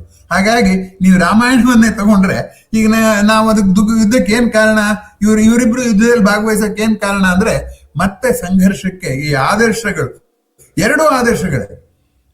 ಮುಂದಕ್ಕೂ ಹೇಳಿದ್ರು ಬೀಚಿ, ತುಂಬಾ ನಂಗೆ ಆಶ್ಚರ್ಯ ಆಯ್ತು. ಅತ್ಯಂತ ಹಾಸ್ಯ ಬರವಣಿಗೆ ಮಾಡ್ತಿದ್ದವ್ರು ಎಷ್ಟು ಗಂಭೀರವಾಗಿ ಯೋಚನೆ ಮಾಡಿದ್ದಾರೆ ಅಂತ. ತುಮಕೂರಿನಲ್ಲಿ ಇದನ್ನು ಉಪನ್ಯಾಸ ಮಾಡಿದ್ದವರು ಅವ್ರು ಹೇಳಿದ್ರು, ಈಗ ಒಳ್ಳೆಯವನು ಕೆಟ್ಟವನು ಆದ್ರೆ ಕೆಟ್ಟವನ್ ಗೆದ್ರೆ ಟ್ರಾಜಿಡಿ, ಒಳ್ಳೆಯವನ್ ಗೆದ್ರೆ ಕಾಮಿಡಿ. ಇಲ್ಲಿ ಇಬ್ಬರಿಗೂ ಅವ್ರದ್ದು ಧರ್ಮ ಇದೆ ಅಲ್ಲ, ಯಾರನ್ನ ಗೆಲ್ಲಿಸ್ಬೇಕು? ಅದಕ್ಕೆ ಹೇಳ್ತಾರೆ ಬೀಚಿ, ವಿಭೀಷಣ ಏನ್ ನಂಬ್ಕೊಂಡಿದ್ನೋ ಆ ಧರ್ಮ ಅವನನ್ನ ಕಾಪಾಡ್ತು, ಅವನ್ ಮತ್ತೆ ರಾಜನಾಗಿ ಜನಗಳಿಗೆ ಒಳ್ಳೇದ್ ಮಾಡ್ದ. ಕುಂಭಕರ್ಣ ಏನ್ ಮಾಡ್ದ, ನನ್ನ ದೇಹ ಕೊಡ್ತೀನಿ ಅನ್ನಲ್ಲ, ಅವನ ಧರ್ಮ ಅವನು ಕಾಪಾಡ್ತು, ಕೊನೆಯವರೆಗೂ ಹೋರಾಡಿ ನಮ್ಮ ಅಣ್ಣನಿಗೋಸ್ಕರ ನನ್ನ ದೇಹ ಸಮರ್ಪಿಸಿದ ಸಂತೃಪ್ತಿ ಅವನಿಗೂ ಸಿಕ್ತು ಅಂತ. ಅವ್ರವ್ರ ಧರ್ಮ ಅವ್ರವ್ರನ್ನ ಕಾಪಾಡುತ್ತೆ. ಒಂದೇ ಧರ್ಮ ಎಲ್ಲರನ್ನೂ ಕಾಪಾಡ್ಬೇಕಾಗಿಲ್ಲ, ಒಬ್ಬೊಬ್ರು ಯಾವ್ಯಾವ ಧರ್ಮನ ಇಟ್ಕೊಂಡು ಬದುಕ್ತಾರೋ ಅವ್ರನ್ನ ಅದು ಕಾಪಾಡತ್ತೆ ಅಂತ. ಅದ್ ಸರಿ, ಅದು ಕಾಪಾಡದ್ ಸರಿ. ಆದ್ರೂ ವಿಭೀಷಣ ಮತ್ತು ಕುಂಭಕರ್ಣ ಮುಖಾಮುಖಿ ಆದದ್ದು ಹೇಗೆ ಅಂದ್ರೆ ಈ ಆದರ್ಶಗಳ ಒಂದು ತಾಕಲಾಟದಲ್ಲಿ ಅನ್ನುವಂಥ ದೃಷ್ಟಿಯಿಂದ ಆದರ್ಶವೂ ಕೂಡ ಯುದ್ಧಕ್ಕೆ ಕಾರಣ ಅಂತ ಪರಿಗಣಿಸಬಹುದು ಅಂತ ಅನ್ಕೊಂಡಿದ್ದೀನಿ. ಇನ್ನು ಧರ್ಮ ಹಾಗೆ ನೋಡಿದ್ರೆ ಭಾರತದಲ್ಲಿ ಧರ್ಮದ ಸಲುವಾಗಿ ಹೊಡೆದಾಡಿ ಸಾಯಿಸಿರುವಂಥ ಪ್ರಸಂಗಗಳು ತುಂಬಾ ಕಡಿಮೆ. ಆದರೆ ಯುರೋಪಿನಲ್ಲಿ ಈ ಕ್ಯಾಥೋಲಿಕ್ಸ್ ಮತ್ತೆ ಪ್ರಾಟೆಸ್ಟೆಂಟ್ಗಳ ಮಧ್ಯೆ ರಕ್ತಪಾತ ಹರಿದಿದೆ ಅಂದ್ರೆ ಅಷ್ಟರ ಮಟ್ಟಿಗೆ ಹರಿದಿದೆ. ಅದರಿಂದ ಧರ್ಮವೂ ಕೂಡ ಯುದ್ಧಕ್ಕೆ ಕಾರಣ ಆಗತ್ತೆ ಅಂತ ಹಾಗನ್ಬಿಟ್ಟು ನಾನು ಭಾರತದಲ್ಲಿ ಧರ್ಮದಿಂದ ಕ್ರೌರ್ಯ ಆಗಿಲ್ಲ ಅಂತ ಹೇಳಲ್ಲ. ಆದ್ರೆ ಧರ್ಮಯುದ್ಧ ಅನ್ನೋ ರೀತಿಯಲ್ಲಿ ಕ್ರುಸೇಡ್ ಅಂತ ಕರೀತಾರಲ್ಲ, ಧರ್ಮಯುದ್ಧ ಅಂತ ಅನುವಾದ ಮಾಡ್ತಾರೆ, ಆ ಥರ ಆಗಿಲ್ಲ ಅಂತ.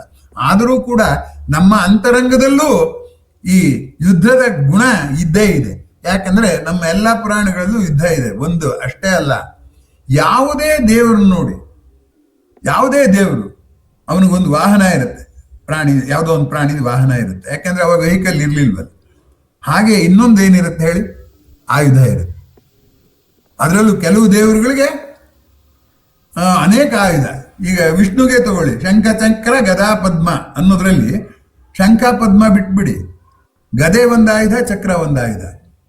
ಚಾಮುಂಡೇಶ್ವರಿ ನೋಡಿ, ಎಷ್ಟು ಆಯುಧಗಳಿದೆ ಚಾಮುಂಡೇಶ್ವರಿಗೆ, ಎಷ್ಟು ಕೈಗಳಿದೆ.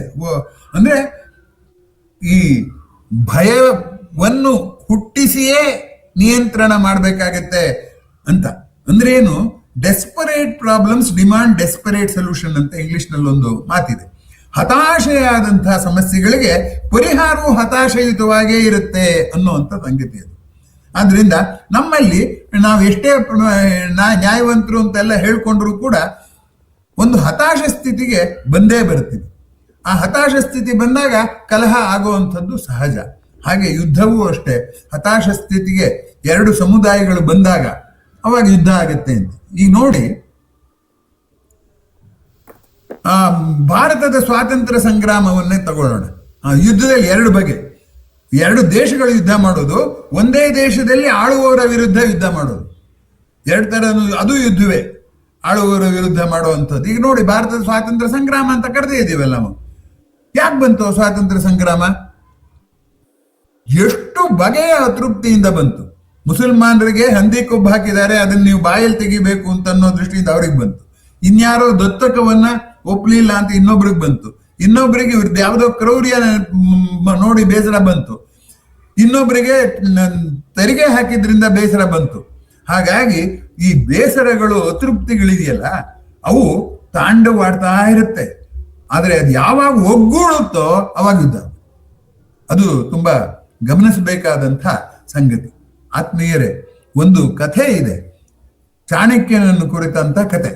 ಚಾಣಕ್ಯ ಏನ್ ಮಾಡ್ದ, ಚಂದ್ರಗುಪ್ತನ ಮುಂದೆ ಮಾಡಿಕೊಂಡು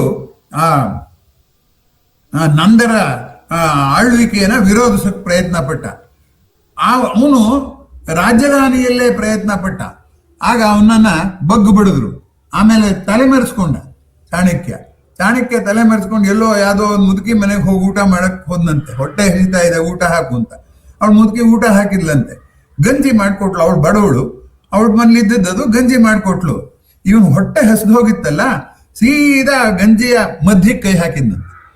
ಆಗ ಆ ಮುದುಕಿ ಹೇಳಿದ್ಲಂತೆ, ನೀನು ಆ ಚಾಣಕ್ಯನ ಹಾಗೆ ದಡ್ಡ ಕಣಯ್ಯ, ಆ ಚಾಣಕ್ಯನ್ ನೋಡು ಎಂತ ದಡ್ಡ ಕೆಲಸ ಮಾಡ್ದ ಅಂತಂದ ಅಂದ್ಲು. ಈ ಚಾಣಕ್ಯನ ಕಿವಿ ನೆಟ್ಗಾಯ್ತು. ಹೌದು, ನಾನ್ ಮಾಡಿದ್ದೀನಿ, ಇವಳು ಎಷ್ಟು ಚೆನ್ನಾಗಿ ವಿಮರ್ಶೆ ಮಾಡ್ತಿದ್ದಾಳೆ, ಏನ್ ಹೇಳ್ತಾಳೆ ಕೇಳೋಣ ಅಂದ್ಬಿಟ್ಟು, ನಾನ್ ಚಾಣಕ್ಯ ಅಂದ್ರೆ ಎಲ್ಲಿ ಹೇಳೋದು ಅಂದ್ಬಿಟ್ಟು ಏನ್ ಮಾಡ್ದ ಚಾಣಕ್ಯ ಅಂತ. ಅಲ್ಲ, ಅತೃಪ್ತಿ ಇರೋದು ರಾಜಧಾನಿಯಿಂದ ದೂರ ಇರೋಂಥ ಅಂಚಿನ ಗಡಿ ಭಾಗದಲ್ಲಿ. ಅಲ್ಲಿ ಜನರನ್ನ ಸಂಘಟಿಸಿ ಬಂದು ರಾಜನ ಮೇಲೆ ಯುದ್ಧ ಮಾಡ್ಬೇಕೆ ಹೊರತು, ನೀನು ಪಾಯಸದ ಮಧ್ಯಕ್ಕೆ ಕೈ ಹಾಕ್ದೆಯಲ್ಲ, ಅಲ್ಲಿ ಬಿಸಿ ಇರುತ್ತೆ, ಅಂಚಲ್ಲಿ ಸ್ವಲ್ಪ ಆರ್ಕೊಂಡಿರುತ್ತೆ, ಅದು ಆರ್ಕೊಂಡಿರೋ ಕಡೆಯಿಂದ ತಿನ್ಬೇಕೆ ಹೊರತು ಮಧ್ಯಕ್ಕೆ ನೀನ್ ಕೈ ಹಾಕ್ದೆಯಲ್ಲ. ಹಾಗ ಅವನು ರಾಜಧಾನಿಲೇ ಕೈ ಹಾಕ್ದ ಯುದ್ಧ ಮಾಡೋದಕ್ಕೆ, ಕ್ರಾಂತಿ ಮಾಡೋದಕ್ಕೆ, ಅದಕ್ಕೆ ಪೆಟ್ಟಿಂದ ಅಂತ ಆ ಮುದುಕಿ ಹೇಳಿದ್ಲು ಅನ್ನುವಂಥ ಸಂಗತಿ. ಇದನ್ನ ನಾನು ಯಾಕೆ ಹೇಳಿದೆ ಅಂತಂದ್ರೆ, ಎಲ್ಲ ಕಾಲದಲ್ಲೂ ಅತೃಪ್ತಿ ಇದ್ದಿದ್ದೆ. ಆ ಅತೃಪ್ತಿ ಒಗ್ಗೂಡದಂತೆ ನೋಡ್ಕೊಂಡ್ಬಿಟ್ರೆ ಆಳೋರಿಗೆ ಸುರಕ್ಷಿತ. ಆ ಅತೃಪ್ತಿ ಏನಾದ್ರು ಒಗ್ಗೂಡಿದ್ರೆ ಆಳೋರಿಗೆ ಕಷ್ಟ ಅನ್ನುವಂಥ ಸಂಗತಿ ಪ್ರಜಾಪ್ರಭುತ್ವದಲ್ಲಿ. ಅದಕ್ಕೆ ಯಾವಾಗ್ಲೂ ಯಾರು ವಿರೋಧ ಪಕ್ಷದಲ್ಲಿ ಇರ್ತಾರೋ ಅವ್ರು ಅತೃಪ್ತಿನ ಬೆಳೆಸ್ತಾ ಹೋಗ್ತಾರೆ, ಇನ್ನು ಅವರು ಅತೃಪ್ತಿನ ಮರೆಸ್ತಾ ಹೋಗ್ತಾರೆ. ಯಾವುದು ಆಳುವ ಪಕ್ಷದಲ್ಲಿರುವಂಥವ್ರು ಅತೃಪ್ತಿನ ಮರೆಸ್ತಾ ಹೋಗ್ತಾರೆ. ಹೀಗಾಗಿ ಈ ಕಾರಣಗಳು ಯುದ್ಧಕ್ಕೆ ಯಾವಾಗ ಆಗತ್ತೆ ಅಂದ್ರೆ, ಒಂದು ಪ್ರಬಲವಾಗಿದ್ದು ಇನ್ನೊಂದು ದುರ್ಬಲವಾಗಿದ್ದಾಗ ಯುದ್ಧ ಆಗಲ್ಲ. ಎರಡು ಸಮಬಲ ಆದಾಗ ಅದು ಯುದ್ಧ ಆಗುತ್ತೆ. ಅದು ತುಂಬಾ ಗಮನಿಸಬೇಕಾದ್ದು ಅನ್ನುವಂಥದ್ದು. ಈಗ ಇದು ಹಿಂದಿನ ಯುದ್ಧಗಳ ಕತೆ. ವರ್ತಮಾನದ ಯುದ್ಧ ಈ ರೀತಿಯಾದಂಥದ್ದಲ್ಲ. ಆಂತರಿಕ ಕಾರಣವಲ್ಲದೆ ಬಾಹ್ಯ ಕಾರಣಗಳಿಗೂ ಯುದ್ಧ ಆಗತ್ತೆ ಅನ್ನುವಂಥದ್ದು. ಆದ್ರೆ ಬಾಹ್ಯ ಕಾರಣಗಳನ್ನ ಯಾರು ಹೇಳೋದಿಲ್ಲ, ಬಾಯ್ ಬಿಟ್ಟು ಹೇಳೋದಿಲ್ಲ. ನಾವು ಈ ಕಾರಣಕ್ಕೆ ಯುದ್ಧ ಮಾಡ್ತೀವಿ ಅಂತ ಯಾರು ಹೇಳೋದಿಲ್ಲ. ಅದೇ ಹೇಳ್ತಾರಲ್ಲ, ಆನೆಗೆ ತಿನ್ನೋಕೆ ಬೇರೆ ದಂತ, ತೋರ್ಸ್ಕೊಳ್ಳೋಕೆ ಬೇರೆ ದಂತ ಅಂತ. ಹಾಗೆ ಹೇಳೋ ಕಾರಣಗಳನ್ನ ನಾನು ಇಲ್ಲಿ ಪಟ್ಟಿ ಮಾಡ್ತಾ ಇಲ್ಲ. ಆದ್ರೆ ಹಿಡನ್ ಅಜೆಂಡಾ ಅಂತ ಹೇಳ್ತಾರಲ್ಲ, ಅವಿತಿರುವಂತಹ ಗುಟ್ಟಾಗಿರುವಂತಹ ಒಂದು ಉದ್ದೇಶ ಇದೆಯಲ್ಲ ಯುದ್ಧದ್ದು, ಅದನ್ನ ನಾನಿಲ್ಲಿ ಪಟ್ಟಿ ಮಾಡೋದಕ್ಕೆ ಪ್ರಯತ್ನ ಪಡ್ತೇನೆ. ಮೊದಲನೇದು ಕಚ್ಚಾ ಸಾಮಗ್ರಿ, ರಾ ಮೆಟೀರಿಯಲ್. ಕಚ್ಚಾ ತೈಲ ತಾನೇ ಈಗಲೂ ಯುದ್ಧ ಆಗ್ತಾ ಇರೋದು, ಕ್ರೂಡ್ ಆಯಿಲ್ ಬಗ್ಗೆ. ಆದ್ರೆ ಅದು ತಾನೇ ಎಲ್ಲಾರು ನಾಡಿ ಮಿಡಿತಾನೆ ಹಿಡ್ಕೊಂಡಿರುವಂಥದ್ದು. ಅದರಿಂದ ಕಚ್ಚಾ ಸಾಮಗ್ರಿಗಾಗಿ ಯುದ್ಧ ಆಗುತ್ತೆ ಅನ್ನುವಂಥದ್ದು. ಎರಡನೇದು ವ್ಯಾಪಾರದ ಸಲುವಾಗಿ ಯುದ್ಧ ಆಗುತ್ತೆ ಅಂತ. ಮಾರೋನ್ನ ತುಂಬಾ ಹೀನ ಸ್ಥಿತಿ, ಬಡವನ್ನ ತುಂಬಾ ಹೀನ ಸ್ಥಿತಿಗೆ ಇಟ್ಬಿಟ್ರೆ ಕಡಿಮೆ ದುಡ್ಡಿಗೆ ಬಂದು ಮನೆ ಕೆಲಸ ಮಾಡ್ಕೊಡ್ತಾನೆ. ಹಾಗಾಗಿ ಮಾರುವವನನ್ನ ಹೀನ ಸ್ಥಿತಿಗಿಟ್ಟು ಕೊಳ್ಳುವವನು ಉನ್ನತ ಸ್ಥಿತಿಗೆ ಇರಬೇಕು ಅನ್ನೋದು ಹೇಗೆ ವೈಯಕ್ತಿಕ ಮಟ್ಟದಲ್ಲಿ ಇದೆಯೋ, ಹಾಗೆ ರಾಷ್ಟ್ರ ಮಟ್ಟದಲ್ಲಿ ಕೂಡ ಈ ಕೊಳ್ಳುವವರು ಮತ್ತೆ ಮಾರುವವರು ಇಬ್ಬರ ಮಧ್ಯ, ಕೊಳ್ಳುವವರು ಯಾವಾಗ್ಲೂ ಅವ್ರನ್ನ ಮಾರುವವ್ರನ್ನ ದಮನ ಮಾರೋವ್ರನ್ನಿಂದ ಲಾಭ ಪಡ್ಕೊಳ್ಳೋಕೆ ಹೋಗ್ತಾರೆ. ಮಾರುವವರು ಏನ್ ಮಾಡ್ತಾರೆ, ಅಸಹಾಯಕರಾಗ್ತಾರೆ. ಯಾಕೆಂದ್ರೆ ಅದಿಲ್ದಿರೋರು ಬದುಕಕ್ಕಾಗಲ್ಲ ಅನ್ನುವಂಥ ರೀತಿಯಲ್ಲಿ. ಇದು ಒಂದು ರೀತಿಯಲ್ಲಿ ವ್ಯಾಪಾರಿ ಮನೋಭಾವ ಯುದ್ಧಕ್ಕೆ ಕಾರಣವಾಗುವಂತಹ ಸಂಗತಿ. ಆತ್ಮೀಯರೇ, ಯುದ್ಧ ಸಾಮಗ್ರಿಯೂ ಒಂದು ಮಾರಾಟಕ್ಕೆ ಸಂಬಂಧಪಟ್ಟದ್ದು. ಆದ್ರಿಂದ ಯುದ್ಧ ಸಾಮಗ್ರಿ ಮಾಡಿದವ್ರಿಗೆ ಮಾರಾಟ ಮಾಡಿದ್ರೆ ಅವಾಗ ಇನ್ನೂ ಅವ್ರಿಗೆ ಲಾಭ ಆಗುತ್ತೆ ಅನ್ನೋ ದೃಷ್ಟಿಯಿಂದ ಗಮನಿಸಿದ್ರೆ, ಇವಾಗ ಆಸೆ, ಛಲ, ದ್ವೇಷ ಅಲ್ಲ ವ್ಯಾಪಾರ ಅಂತ.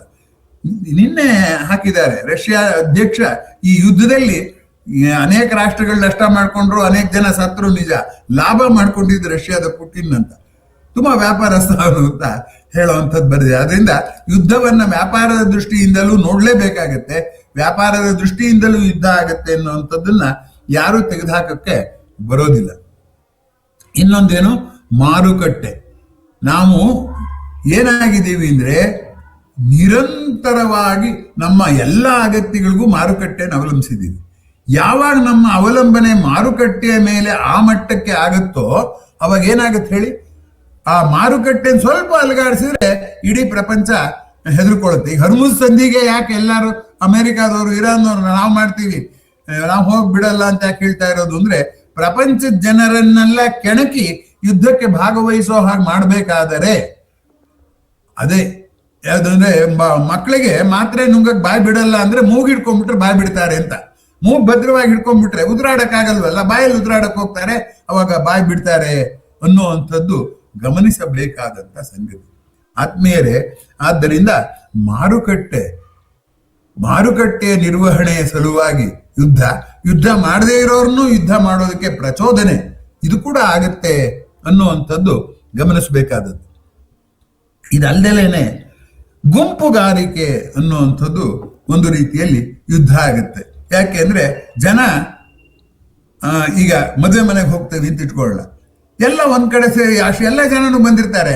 ಏನ್ ಮಾಡ್ತಾರೆ, ಯಾರ್ಯಾರು ಸ್ನೇಹಿತರು ಅವರೆಲ್ಲ ಒಂದ್ ಕಡೆ ಸೇರ್ಕೋತಾರೆ, ಇನ್ನೊಂದು ಸ್ನೇಹಿತರ ಗುಂಪು ಇನ್ನೊಂದು ಕಡೆ ಸೇರ್ಕೊಳ್ಳುತ್ತೆ. ಹಾಗೆ ಜಾಗತಿಕವಾಗಿ ರಾಷ್ಟ್ರಗಳು ಒಂದೊಂದು ಕಡೆ ಸೇರ್ಕೊಂಡ್ಬಿಟ್ರೆ ಆಗ ಏನಾಗುತ್ತೆ, ಈಗ ಈ ರಾಷ್ಟ್ರಗಳ ಮೇಲೆ ಆ ರಾಷ್ಟ್ರಗಳು, ಆ ರಾಷ್ಟ್ರಗಳ ಮೇಲೆ ಈ ರಾಷ್ಟ್ರಗಳು ಒಗ್ಗೂಡಿ ಸಂಚು ಮಾಡುವಾಗ ಒಗ್ಗಟ್ಟಿನಲ್ಲಿ ಬಲ ಇದೆ ಅಂತ ನಮಗ್ ಗೊತ್ತಲ್ಲ. ಒಗ್ಗಟ್ಟಿನಲ್ಲಿ ಬಲ ಇರೋದ್ರಿಂದ ಏನಾಗ್ಬಿಡುತ್ತೆ ಅಂದ್ರೆ, ಒಗ್ಗಟ್ಟಿನಲ್ಲಿ ನಾವು ಸಂಚು ಮಾಡೋಕೆ ಹೊರಡ್ತೀವಲ್ಲ, ಆ ಸಂಚು ಮಾಡೋಕೆ ಬೆಲೆ ಬಂದ್ಬಿಡುತ್ತೆ. ಯಾವಾಗ ನಮ್ಗೆ ವೈಮನಸ್ಯ ಇದ್ರು ತಾಕತ್ ಇಲ್ಲಿದ್ರೆ ನಾವು ಯುದ್ಧ ಮಾಡಕ್ ಹೋಗಲ್ಲ. ಯಾವಾಗ ತಾಕತ್ ಜಾಸ್ತಿ ಆಗುತ್ತೋ ಅವಾಗ ಯುದ್ಧ ಮಾಡಕ್ ಹೊರಟೋಗ್ತೀವಿ.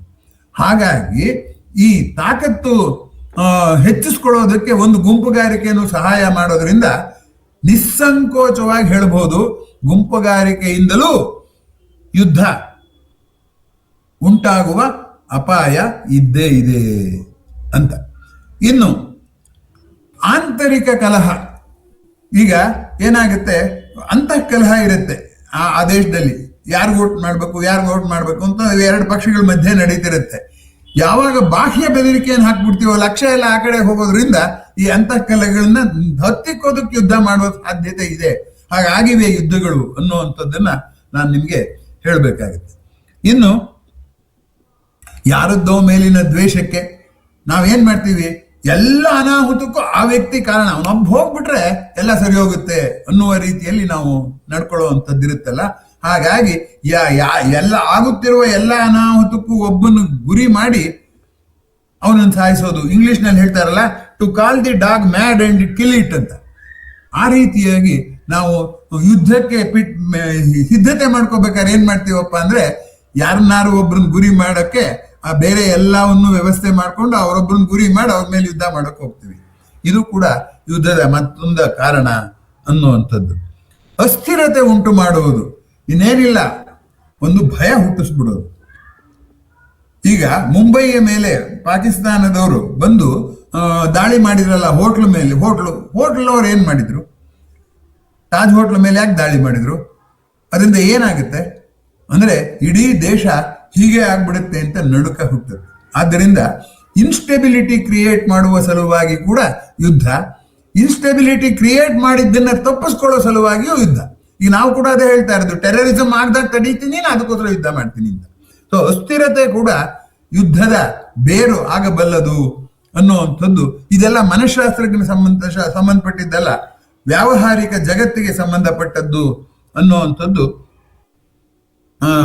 ತುಂಬಾ ಗಮನಿಸಬೇಕಾದ್ದು. ಆಮೇಲೆ ಕ್ರಾಂತಿ ಅನ್ನೋದು ಒಂದು ರೀತಿಯಲ್ಲಿ ಯುದ್ಧ. ಕ್ರಾಂತಿ ಅನ್ನೋದು ಎಷ್ಟು ಮನುಷ್ಯ ತಡ್ಕೊಳ್ಳೋ ತನಕ ಬಗ್ಬೋದು, ತಲೆ ಬಗ್ಬೋದು, ನೆಲದ ತನಕ ಬಗ್ಬೋದು, ಅಲ್ಲಿಂದ ಆಚೆಗೆ ನಾವು ಬಗ್ಗಕ್ಕಾಗಲ್ಲ ಅಂತ ಹೇಳ್ತೀವಲ್ಲ. ಅಸಹಾಯಕತೆ ಪರಾಕಾಷ್ಠೆಗೆ ಹೋದಾಗೆಲ್ಲ ಅತೃಪ್ತಿ ಯುದ್ಧದ ರೂಪ ತಳೆಯುತ್ತೆ ಅನ್ನುವಂಥದ್ದು ಗಮನಿಸಬೇಕಾದ್ದು. ಫ್ರೆಂಚ್ ಕ್ರಾಂತಿ ನೋಡಿ ಯಾಕಾಯ್ತದು, ಯಾಕೆ ಅವ್ರು ಈಕ್ವಾಲಿಟಿ, ಲಿಬರ್ಟಿ, ಫ್ರೆಟರ್ನಿಟಿ ಅಂತ ಯಾಕೆ ಕೂಗಿದ್ರು? ಈಕ್ವಾಲಿಟಿ ಇರಲಿಲ್ಲ. ಇನ್ಈಕ್ವಾಲಿಟಿ ಜಾಸ್ತಿ ಆದಾಗ ಈಕ್ವಾಲಿಟಿ ಬೇಕು ಅಂತ ಅನ್ಸುತ್ತೆ. ಈಕ್ವಾಲಿಟಿ ತರಕ್ ಆಗಲ್ಲ ಅನ್ನೋದು ಮರ್ತೋಗುತ್ತೆ. ಎಲ್ಲಿವರೆಗೂ ಹೋಗಿತ್ತಂತೆ ಅಂದ್ರೆ, ಅಲ್ಲಿ ಫ್ರೆಂಚ್ ಕ್ರಾಂತಿ ಆಗುವಾಗ ಒಂದು ಹೆಂಡದ ಕಡಾಯಿ ಗಾಡಿ ಮೇಲೆ ಇಟ್ಕೊಂಡು ಹೋಗ್ತಾ ಇದ್ರಂತೆ. ಆ ಇವರು ಜನ ತಿನ್ನಕ್ಕೂ ಹಿಟ್ಟಿಲ್ಲ, ಕುಡಿಯಕ್ಕೆ ಇದು ಮದ್ಯ ಕೂಡ ಇಲ್ಲ. ಯಾರೋ ಒಬ್ಬ ಏನ್ ಮಾಡ್ದ, ಕಲ್ಲು ಎಸ್ಬಿಟ್ಟು ದೂರದಿಂದ ಆ ಕಡಾಯಿನ ತೂತ್ ಮಾಡ್ಬಿಟ್ಟು ಕಡಾಯಿ ಎಲ್ಲ ನೆಲದಲ್ಲಿ ಹರಿದೋಯ್ತಂತೆ ಹೆಂಡ. ಆಗ ಆ ಹೆಂಡವನ್ನ ಬಗದು ಕುಡಿತಾ ಇದ್ರಂತೆ. ಅಂದ್ರೆ ನೆಲದ ಮೇಲೆ ಮಣ್ಣಲ್ಲಿ ಹರಿದಿರೋದನ್ನ ಕುಡಿಬೇಕಾದ್ರೆ ಅವ್ರಿಗೆ ಎಂಥ ಬಡತನ ಬಂದಿರಬೇಕು ನೀವು ಊಹೆ ಮಾಡಿ. ಹೀಗಾಗಿ ಯಾವಾಗ ಅಸಹಾಯಕತೆ ಮತ್ತೆ ಇದು ಅತಿರೇಕಕ್ಕೆ ಹೊರಟೋಗುತ್ತೋ, ಆಮೇಲೆ ನಮ್ ಕಣ್ಣಿದಾಗೆ ಇನ್ನು ಉಳಿದವರೆಲ್ಲ ಸುಖವಾದ ಜೀವನ ಮಾಡ್ತಾರೋ, ಆಗ ಏನಾಗುತ್ತೆ, ಕ್ರಾಂತಿ ಆಗುತ್ತೆ ಅಂತ. ಅದು ರಸಾಯನಶಾಸ್ತ್ರದಲ್ಲೂ ನಿಜ ತಾನೆ. ಏನಂದ್ರೆ ಎರಡು ಪರಮಾಣುಗಳ ಮಧ್ಯೆ ಇರುವಂತ ಬಂಧ ಇದೆಯಲ್ಲ, ಅದರಲ್ಲಿ ಒಂದು highly electronegative, highly electro positive ಇದ್ರೆ ಬಂಧ ಕಳ್ಸ್ಕೊಂಡ್ಬಿಡುತ್ತೆ. ಅದು ಯಾವುದೇ ವಜ್ರ ಯಾಕೆ ಸ್ಥಿರವಾಗಿದೆ ಅಂದ್ರೆ ಎಲ್ಲ ಬಂಧಗಳು ಒಂದೇ ರೂಪದ್ದು. ಹಾಗಾಗಿ ಈ ಏರುಪೇರು ಮತ್ತೆ ಈ ಕೊರತೆಯ ಅತಿರೇಕಕ್ಕೆ ಹೋದಾಗ, ಅದಕ್ಕೆ ಕಾರ್ಲ್ ಮಾರ್ಕ್ಸ್ ಹೇಳಿದ್ದು ಏನಂತಂದ್ರೆ, you have nothing to lose except chain. ನಿಮ್ಗೆ ಹಾಕಿರೋ ಸರಪಳಿನ ಕಳ್ಕೋಬಹುದಷ್ಟೇ, ನಿಮ್ಮ ಹತ್ರ ಇನ್ನೇನು ಇಲ್ಲ, ಮಾಡಿ ಯುದ್ಧ ಅಂತ ಹೇಳಿದ್ರು. ಹಾಗಾಗಿ ಯುದ್ಧ ಮತ್ತು ಕ್ರಾಂತಿ ಇದೆಯಲ್ಲ, ಅದು ಇದು ಅಸಮತೋಲತೆಯ ಅತಿರೇಕದಿಂದ ಆಗುವಂಥದ್ದು ಅನ್ನುವಂಥದ್ದು ಗಮನಿಸಬೇಕಾದದ್ದು. ಇನ್ನು ಮುಂದಿಂದು ಅರಾಜಕತೆಯಿಂದಾಗಿ ಯುದ್ಧವೋ ಯುದ್ಧದಿಂದಾಗಿ ಅರಾಜಕತೆಯೋ ಅನ್ನೋದು ಕನಕದಾಸರು ಹೇಳಿದ ಹಾಗೆ, ನೀ ಮಾಯೆಯೊಳಗೋ ನಿನ್ನೊಳು ಮಾಯೆಯೋ ಅಂತ ಹೇಳಿದ ಹಾಗೆ ಎರಡೂ ನಿಜ. ಏನಾಗುತ್ತೆ ಅಂದ್ರೆ, ಅಸಹಾಯಕತೆ ಜಾಸ್ತಿ ಆದಾಗ ಮನುಷ್ಯ ಡೆಸ್ಪರೇಟ್ ಆಗಿ ಕ್ರಾಂತಿ ಯುದ್ಧಕ್ಕೆ ಹೋಗ್ತಾನೆ. ಹಾಗೆ ಯುದ್ಧ ಮಾಡ್ಬಿಟ್ಟು ಇನ್ನೊಬ್ಬರನ್ನ ಬೆದರಿಸಬೇಕಾದ್ರೆ ನಮ್ಗೆ ಇನ್ನೇನು ತೋಚಲ್ಲ, ಏನ್ ಮಾಡ್ಬೇಕಾಗತ್ತೆ, ಅಸಹಾಯಕತೆಯನ್ನೇ ಸೃಷ್ಟಿ ಮಾಡ್ಬೇಕಾಗತ್ತೆ ಅನ್ನುವಂಥ ಸಂಗತಿ. ಆತ್ಮೀಯರೇ, ಈ ಎಲ್ಲ ಸಂಗತಿಗಳು ಕೂಡ ಒಂದೇ ಆಗ್ಬೇಕಾಗಿಲ್ಲ, ಒಟ್ಟಿಗೆ ಆಗುತ್ತೆ ಅನ್ನುವಂಥದ್ದು ಒಂದು ಗಮನಿಸಬೇಕಾದ್ದು. ಯುದ್ಧ ಶುರು ಮಾಡೋದು ಎರಡು ದೇಶಗಳಾದ್ರೂ ಕೂಡ ಉಳಿದ ದೇಶಗಳು ಕೂಡ ಪೋಲರೈಸಿಂಗ್ ಅಂತಾರೆ, ಅಂದ್ರೆ ಧ್ರುವೀಕರಣ ಅಂತ ಕನ್ನಡದಲ್ಲಿ ಹೇಳ್ತಾರಲ್ಲ, ಆ ಧ್ರುವೀಕರಣ ಆ ಯುದ್ಧದ ಒಂದು ಕಾರ್ಮೋಡವನ್ನ ಮತ್ತಷ್ಟು ಗಟ್ಟಿ ಮಾಡುತ್ತೆ ಅನ್ನುವಂಥದ್ದು ತುಂಬಾ ಗಮನಿಸಬೇಕಾದ್ದು. ಆದ್ರಿಂದ ಏನಾಗುತ್ತೆ ಅಂತಂದ್ರೆ, ಈ ಯುದ್ಧವನ್ನ, ಈ ಕ್ರಾಂತಿ ಆಗೋಕೆ ಇಂಥದ್ದೆಲ್ಲ ಕಾರಣ ಇದ್ರೆ ಅದನ್ನ ಇನ್ನೊಂದು ದೃಷ್ಟಿಯಿಂದ ನೋಡೋದಾದ್ರೆ, ಈ ಯುದ್ಧ ಯಾಕೆ ಮತ್ತೆ ಇಷ್ಟೊಂದು ಕಾರಣ ಇರುವಾಗ ಯಾವಾಗ್ಲೂ ಯುದ್ಧ ಆಗ್ಬೇಕಾಗಿತ್ತಲ್ಲ, ಆಗ್ತಿಲ್ವಲ್ಲ ಅಂದ್ರೆ, ಆ ಯುದ್ಧ ಆದದ್ದು ಹಾಗೆ ಶಮನ ಆಗುತ್ತೆ. ಯಾಕಾಗತ್ತೆ, ಅದು ಒಂದು ಕುತೂಹಲ ಸಂಗತಿ. ಯುದ್ಧ ಆಗಕ್ ಕಾರಣಗಳು ತಿಳ್ಕೊಂಡ್ಮೇಲೆ ಯುದ್ಧ ನಿಲ್ಲಕ್ಕೂ ಕಾರಣ ಇದೆಯಲ್ಲ. ಸಾಮಾನ್ಯಕ್ಕೆ ಈ ಅತೃಪ್ತಿಯನ್ನ ಬೇರೆ ಸುಖ ಕೊಟ್ಬಿಟ್ಟು ಅದನ್ನ ಮರೆಸಿ ಯುದ್ಧವಾಗದಾಗೆ ತಡೆಯುವಂಥದ್ದು ಒಂದು ಉಂಟು ಅಲ್ವೇ. ಈಗ ನಮ್ಮಲ್ಲಿ ರಾಜಕಾರಣಿಗಳೆಲ್ಲ ಈ ಫ್ರೀ ಬೀಸ್ ಕೊಡ್ತಾ ಇದಾರಲ್ಲ, ಯಾಕೆ ಕೊಡ್ತಾ ಇದ್ದಾರೆ ಅವರು, ನಮ್ಮ ಅತೃಪ್ತಿನ ಹತ್ತಿಕ್ಕೋದಕ್ಕೆ ಕೊಡ್ತಾ ಇದ್ದಾರೆ ಅನ್ನುವಂಥದ್ದು ಗಮನಿಸಬೇಕಾದ್ದು. ಆದ್ರಿಂದ ಸುಖ ಒಂದು ಅಮಲು ಹತ್ತಿಸಿದ್ರೆ, ಹೋರಾಡ್ಬೇಕಾದ್ರೆ ಮನುಷ್ಯ ಹಠ ಮಾಡ್ಬೇಕು, ಛಲ ಮಾಡ್ಬೇಕು, ತ್ಯಾಗ ಮಾಡ್ಬೇಕು, ಎಲ್ಲ ಮಾಡ್ಬೇಕು. ಈ ಸುಖ ಅನ್ನೋದು ಒಂದು ಅಮಲು. ನಾವು ಯಾವಾಗ ಸುಖದ ಅಮಲಿಗೆ ಸಿಕ್ಕಾಕೋತೀವೋ ನಮ್ಮ ಪೌರುಷ ಎಲ್ಲ ಹೊರಟು ಹೋಗ್ಬಿಡುತ್ತೆ. ಹಾಗಾಗಿ ಸುಖಿಗಳು ಯಾವಾಗಲೂ ಕೂಡ ಯುದ್ಧದಲ್ಲಿ ಚೆನ್ನಾಗಿ ಭಾಗವಹಿಸೋದಿಲ್ಲ. ಇದು ತುಂಬಾ ಆಶ್ಚರ್ಯಕರವಾದ ಸಂಗತಿ. ಈಗ ನೋಡಿ, ವಿಯೆಟ್ನಾಂಗೂ ಅಮೆರಿಕಾಗೂ ಯುದ್ಧ ಆಯಿತು. ಆ ಯುದ್ಧ ಆದಾಗ ವಿಯೆಟ್ನಾಂಗಿನ್ನ ಅಮೆರಿಕಾದವ್ರ ಹತ್ರ ಬೇಕಾದ ಆಯುಧಗಳಿದ್ವು, ವಿಯೆಟ್ನಾಂನವ್ರ ಹತ್ರ ಆಯುಧಗಳಿಲ್ಲ. ಆದರೂ ಕೂಡ ಒಂದು ವಿಯೆಟ್ನಾಂನ ಅಮೆರಿಕ ಸೋಲ್ಸೋಕ್ ಸಾಧ್ಯ ಆಗ್ಲಿಲ್ಲ. ಯಾಕೆಂದ್ರೆ ಅವ್ರಿಗೆ ಅಮೆರಿಕನ ಸೋಲ್ಸೋ ಛಲ, ಪ್ರಾಣ ಬಿಡೋ ಅಂತ ಹಠ ಇತ್ತು ವಿಯೆಟ್ನಾಂನವ್ರಿಗೆ. ಅಮೆರಿಕಾದಲ್ಲಿ ಆಯುಧಗಳಿದೆ, ಆದ್ರೆ ಪ್ರಾಣ ಬಿಡೋಕೆ ಯಾರು ತಯಾರಿಲ್ಲ, ಯಂತ್ರಗಳ ಮೂಲಕನೇ ನಿಭಾಯಿಸಕ್ ಹೋಗ್ತಾರೆ ಅವರು. ಅದರಿಂದ ಹಾಗಾಗಿ ಅದು ಸಾಧ್ಯ ಆಗುತ್ತೆ. ಸುಖ ನೀಡಿಕೆ ಇದೆಯಲ್ಲ, ಸುಖದ ಅಮಲು ಹತ್ತಿಸಿದವರು ಯುದ್ಧಕ್ಕೆ ಬರೋಕ್ಕೆ ಕಷ್ಟ ಆಗುತ್ತೆ ಅವ್ರಿಗೆ ಅನ್ನುವಂಥದ್ದು ಗಮನಿಸಬೇಕಾದಂಥದ್ದು. ಅದಕ್ಕೋಸ್ಕರ ಹಾಗೆ ಅಂತ. ಇನ್ನು ಆಳ್ವಿಕೆ ಕ್ರಮ ಇದೆಯಲ್ಲ, ನಾವು ಆಳ್ಬೇಕಾದ್ರೆ ಇಬ್ರು ಒಟ್ಟಿಗೆ ಆದ್ರೆ ಒಗ್ಗಟ್ಟಿನಲ್ಲಿ ಬಲ ಇದೆಯಲ್ಲ, ಒಗ್ಗಟ್ಟು ಆಗದಾಗ ನೋಡ್ಕೋಬೇಕಲ್ಲ. ಅದಕ್ಕೂ ಕೂಡ ಅನೇಕ ಸಂಚುಗಳನ್ನ ಮಾಡ್ತಾರೆ. ಈಗ ನೋಡಿ, ಇದು ಎಂಥದ್ದು, ಬ್ರಿಟಿಷರು ನಮ್ಮನ್ನು ಆಳುವಾಗ ಭೇದ ಭಾವನೆ ದೊಡ್ಡದು ಮಾಡಿ ಮಾಡಿ ಮಾಡಿ ನಮ್ಮನ್ನ ಆಳಿದ್ರು ಅನ್ನುವಂಥದ್ದನ್ನ ಗಮನಿಸಬೇಕಾದ. ಇನ್ನು ಸಮುದಾಯದ, ಇಲ್ಲಿವರೆಗೂ ಇಷ್ಟೊತ್ತು ಹೇಳಿದ್ನಲ್ಲ, ಸಮುದಾಯದಿಂದ ಉಂಟಾಗುವ ಆಂತರಿಕ ಕಾರಣಗಳು ಮತ್ತೆ ಬಾಹ್ಯ ಕಾರಣಗಳು. ವ್ಯಕ್ತಿಗತವಾಗೂ ಕೂಡ ತೀರ್ಮಾನ ಆಗ್ಬಹುದು. ಅವಾಗ ಯಾವ್ಯಾವ್ದು ಕಾರಣ ಆಗುತ್ತೆ ಯುದ್ಧಕ್ಕೆ ಅಂತಂದ್ರೆ, ಪರ್ಸನಲ್ ಡಿಸೈರ್ ಫಾರ್ ವೆಲ್ತ್, ಸಂಪತ್ತಿಗೋಸ್ಕರ ಯುದ್ಧ ಆಗುತ್ತೆ. ಇಲ್ಲ, ವುಮನ್, ಒಬ್ಬ ಸ್ತ್ರೀಗೋಸ್ಕರ ಯುದ್ಧ ಆಗುತ್ತೆ. ಅದು ಎಲ್ಲ ದೇಶಗಳಲ್ಲೂ ಸ್ತ್ರೀಗೋಸ್ಕರ ಯುದ್ಧ ಆಗಿರುವಂಥ ಸಂದರ್ಭಗಳು ಉಂಟು.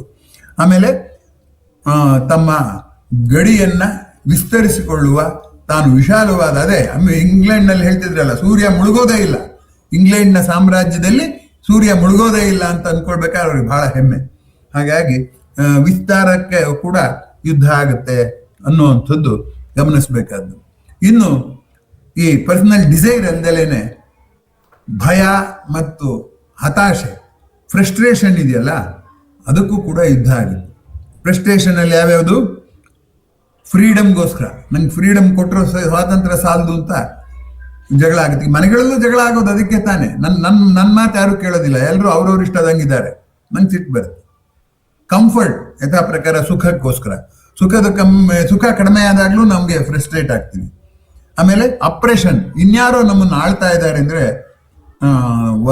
ನಮ್ಮನ್ನ ಮೀರಿ ಆಳ್ತಾ ಇದ್ದಾರೆ ಅಂದ್ರೆ ಅವಾಗ ಯುದ್ಧ ಆಗಕ್ಕೆ ಸಾಧ್ಯ ಆಗುತ್ತೆ. ಎರಡನೇದು ನಿರ್ಧಾರ. ಈ ನಿರ್ಧಾರದ್ದೇನಪ್ಪಾ ಅಂದ್ರೆ, ಒಂದು ಗುಂಪಿದೆ ಅಂತ ಇಟ್ಕೊಳ್ಳಿ, ಆ ಗುಂಪಲ್ಲಿ 20 ಜನ ಇದ್ದಾರೆ, 20 ಜನ 20 ಸಲಹೆ ಕೊಡ್ತಾರೆ, ಆದ್ರೆ ಜಾರಿಗೆ ತರಕ್ಕಾಗೋದು ಒಂದೇ ಸಲಹೆ. ಆದ್ರಿಂದ ಒಂದು ಸಲಹೆನ ಜಾರಿಗೆ ತಂದ್ರೆ ಆ 19 ಜನ ಅಥವಾ 20 ಜನನೂ ಹೇಳದೇ ಇರೋದು ಇನ್ನೊಂದನ್ನು ಜಾರಿಗೆ ತರಬೇಕಾಗತ್ತೆ. ಒಬ್ಬ ಆಳ್ವಿಕೆ ಮಾಡಿ ಒಂದು ಸುಸ್ಥಿತಿಗೆ ತರುವಾಗ ಅವಾಗ ಏನಾಗುತ್ತೆ ಅಂದ್ರೆ, ನಮ್ಮ ನಿರ್ಧಾರ ನಡೀಲಿಲ್ಲ ಅನ್ನೋ ರೀತಿಯಲ್ಲಿ ಅತೃಪ್ತಿ ಬೆಳೆಯುತ್ತೆ. ಅತೃಪ್ತಿ ಬೆಳೆದ ಮೇಲೆ ಯುದ್ಧ ಆಗೋದು ಏನೇನೂ ಕಷ್ಟ ಇಲ್ಲ, ಬೇಗಲೇ ಆಗುತ್ತೆ. ಹಾಗಾಗಿ ಸ್ನೇಹಿತರೆ, ಇಲ್ಲಿಯವರೆಗೆ ನಾನು ಯುದ್ಧದ ಕಾರಣಗಳನ್ನ ಅನೇಕ ಮಗ್ಗಲುಗಳಿಂದ ನೋಡಿ ಮಾಡಿರುವಂಥದ್ದುಂಟು. ಈ ಪಟ್ಟಿಯನ್ನು ನಾನೇ ಮುಗಿಸ್ಬೇಕು ಅಂತ ಏನಿಲ್ಲ, ನೀವು ಮುಗಿಸ್ಬೇಕು ಅಂತ ಏನಿಲ್ಲ. ನೀವು ಹಳೆಯ ಯುದ್ಧಗಳಿಂದ ಹಿಡಿದು ಎಲ್ಲ ಯುದ್ಧಗಳನ್ನು ನೀವು ಮಾಡಿದ್ರೆ ಈ ಪಟ್ಟಿಗೆ ಸೇರ್ಪಡೆ ಆಗ್ಬೋದು. ಆದ್ರೂ ಯುದ್ಧಕ್ಕೆ ಕಾರಣ ಏನು ಅಂದ್ರೆ, ಮನುಷ್ಯನ ದುರಾಸೆ ಅಂತಲೋ ಮನುಷ್ಯನ ಪೌರುಷ ಅಂತಲೋ ಹೇಳ್ಬೋದು. ಆದ್ರೆ ಅಷ್ಟು ಸರಳವಾಗಿಲ್ಲ ಅದು ಅಂತ ನಿಮ್ಗೆ ಮನವರಿಕೆ ಆದ್ರೆ ಇವತ್ತಿನ ಉಪನ್ಯಾಸ ತನ್ನ ಗುರಿ ಮುಟ್ಟಿದೆ ಅಂತಲೇ ನಾನು ಭಾವಿಸ್ಕೋತೀನಿ. ಯಾಕೆ ಅಂತಂದ್ರೆ, ಅನೇಕ ಸರಿ ಕೆಲವೊಮ್ಮೆ ಏನಾಗುತ್ತೆ ಅಂದ್ರೆ, ಯಾರಿಗೆ ಅದು ಕೇವಲ ಪೌರುಷದಿಂದಲೇ ಯುದ್ಧ ಆಗುತ್ತೆ ಅಂತ, ಅದಕ್ಕೆ ಧರ್ಮದಲ್ಲಿ ಏನ್ ಮಾಡಿದ್ರು, ಪೌರುಷವಾದವನಿಗೆ ಕ್ಷಮಾಗುಣನೂ ಇರಬೇಕು ಅಂತ ಕೂಡ ನಿರ್ಬಂಧ ಹಾಕಿ ಯುದ್ಧವನ್ನು ತಡೆಯುವಂತ ಪ್ರಯತ್ನ ಮಾಡಿದ್ರು. ತಡೆಯೋದು ಒಂದು ಮಟ್ಟಕ್ಕಾಗತ್ತೆ. ಒಂದು ಹಂತದಲ್ಲಿ ಕ್ಷಮಾಗುಣ ಇದ್ದವನು ಪೌರುಷದಿಂದ ಗೆದ್ದ ಅಮಲಿನಲ್ಲಿ ಸುಖ ಹೇಗೆ ಅಮಲೋ ವಿಜಯ ಅನ್ನೋದು ಒಂದು ಅಮಲೆ. ಅದು ಅನೇಕ ಯುದ್ಧಗಳಿಗೆ ಕಾರಣ ಆಗುತ್ತೆ. ಒಂದು ಯುದ್ಧದಲ್ಲಿ ಗೆದ್ರೆ ಇನ್ನೊಂದು ಯುದ್ಧ ಮಾಡೋಣ ಅನ್ಸುತ್ತೆ.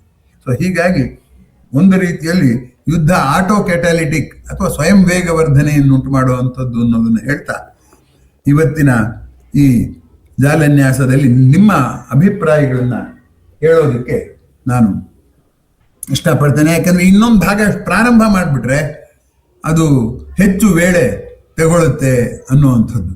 ಆದರೆ ಇವತ್ತು ಒಂದು ವಿಷಯ ನಾನು ಪ್ರಸ್ತಾಪ ಮಾಡಿಲ್ಲ, ಅದನ್ನು ಮಾಡಿಬಿಡ್ತೀನಿ. ಏನಪ್ಪಾ ಅಂದ್ರೆ, ಮಂಕುತಿಮ್ಮನ ಕಗ್ಗದ್ದು ಇವತ್ತೇನು ಪದ್ಯ ಹೇಳಲಿಲ್ಲ. ಅದು ಜ್ಞಾಪಕ ಬಂತು, ಎಲ್ಲಿ ವೇಳೆ ಆಗ್ಬಿಡುತ್ತೋ ಅಂತ ನಿರ್ಬಂಧ ಹಾಕಿದ್ದೆ. ಅವರು ತುಂಬಾ ಚೆನ್ನಾಗಿ ಹೇಳ್ತಾರೆ.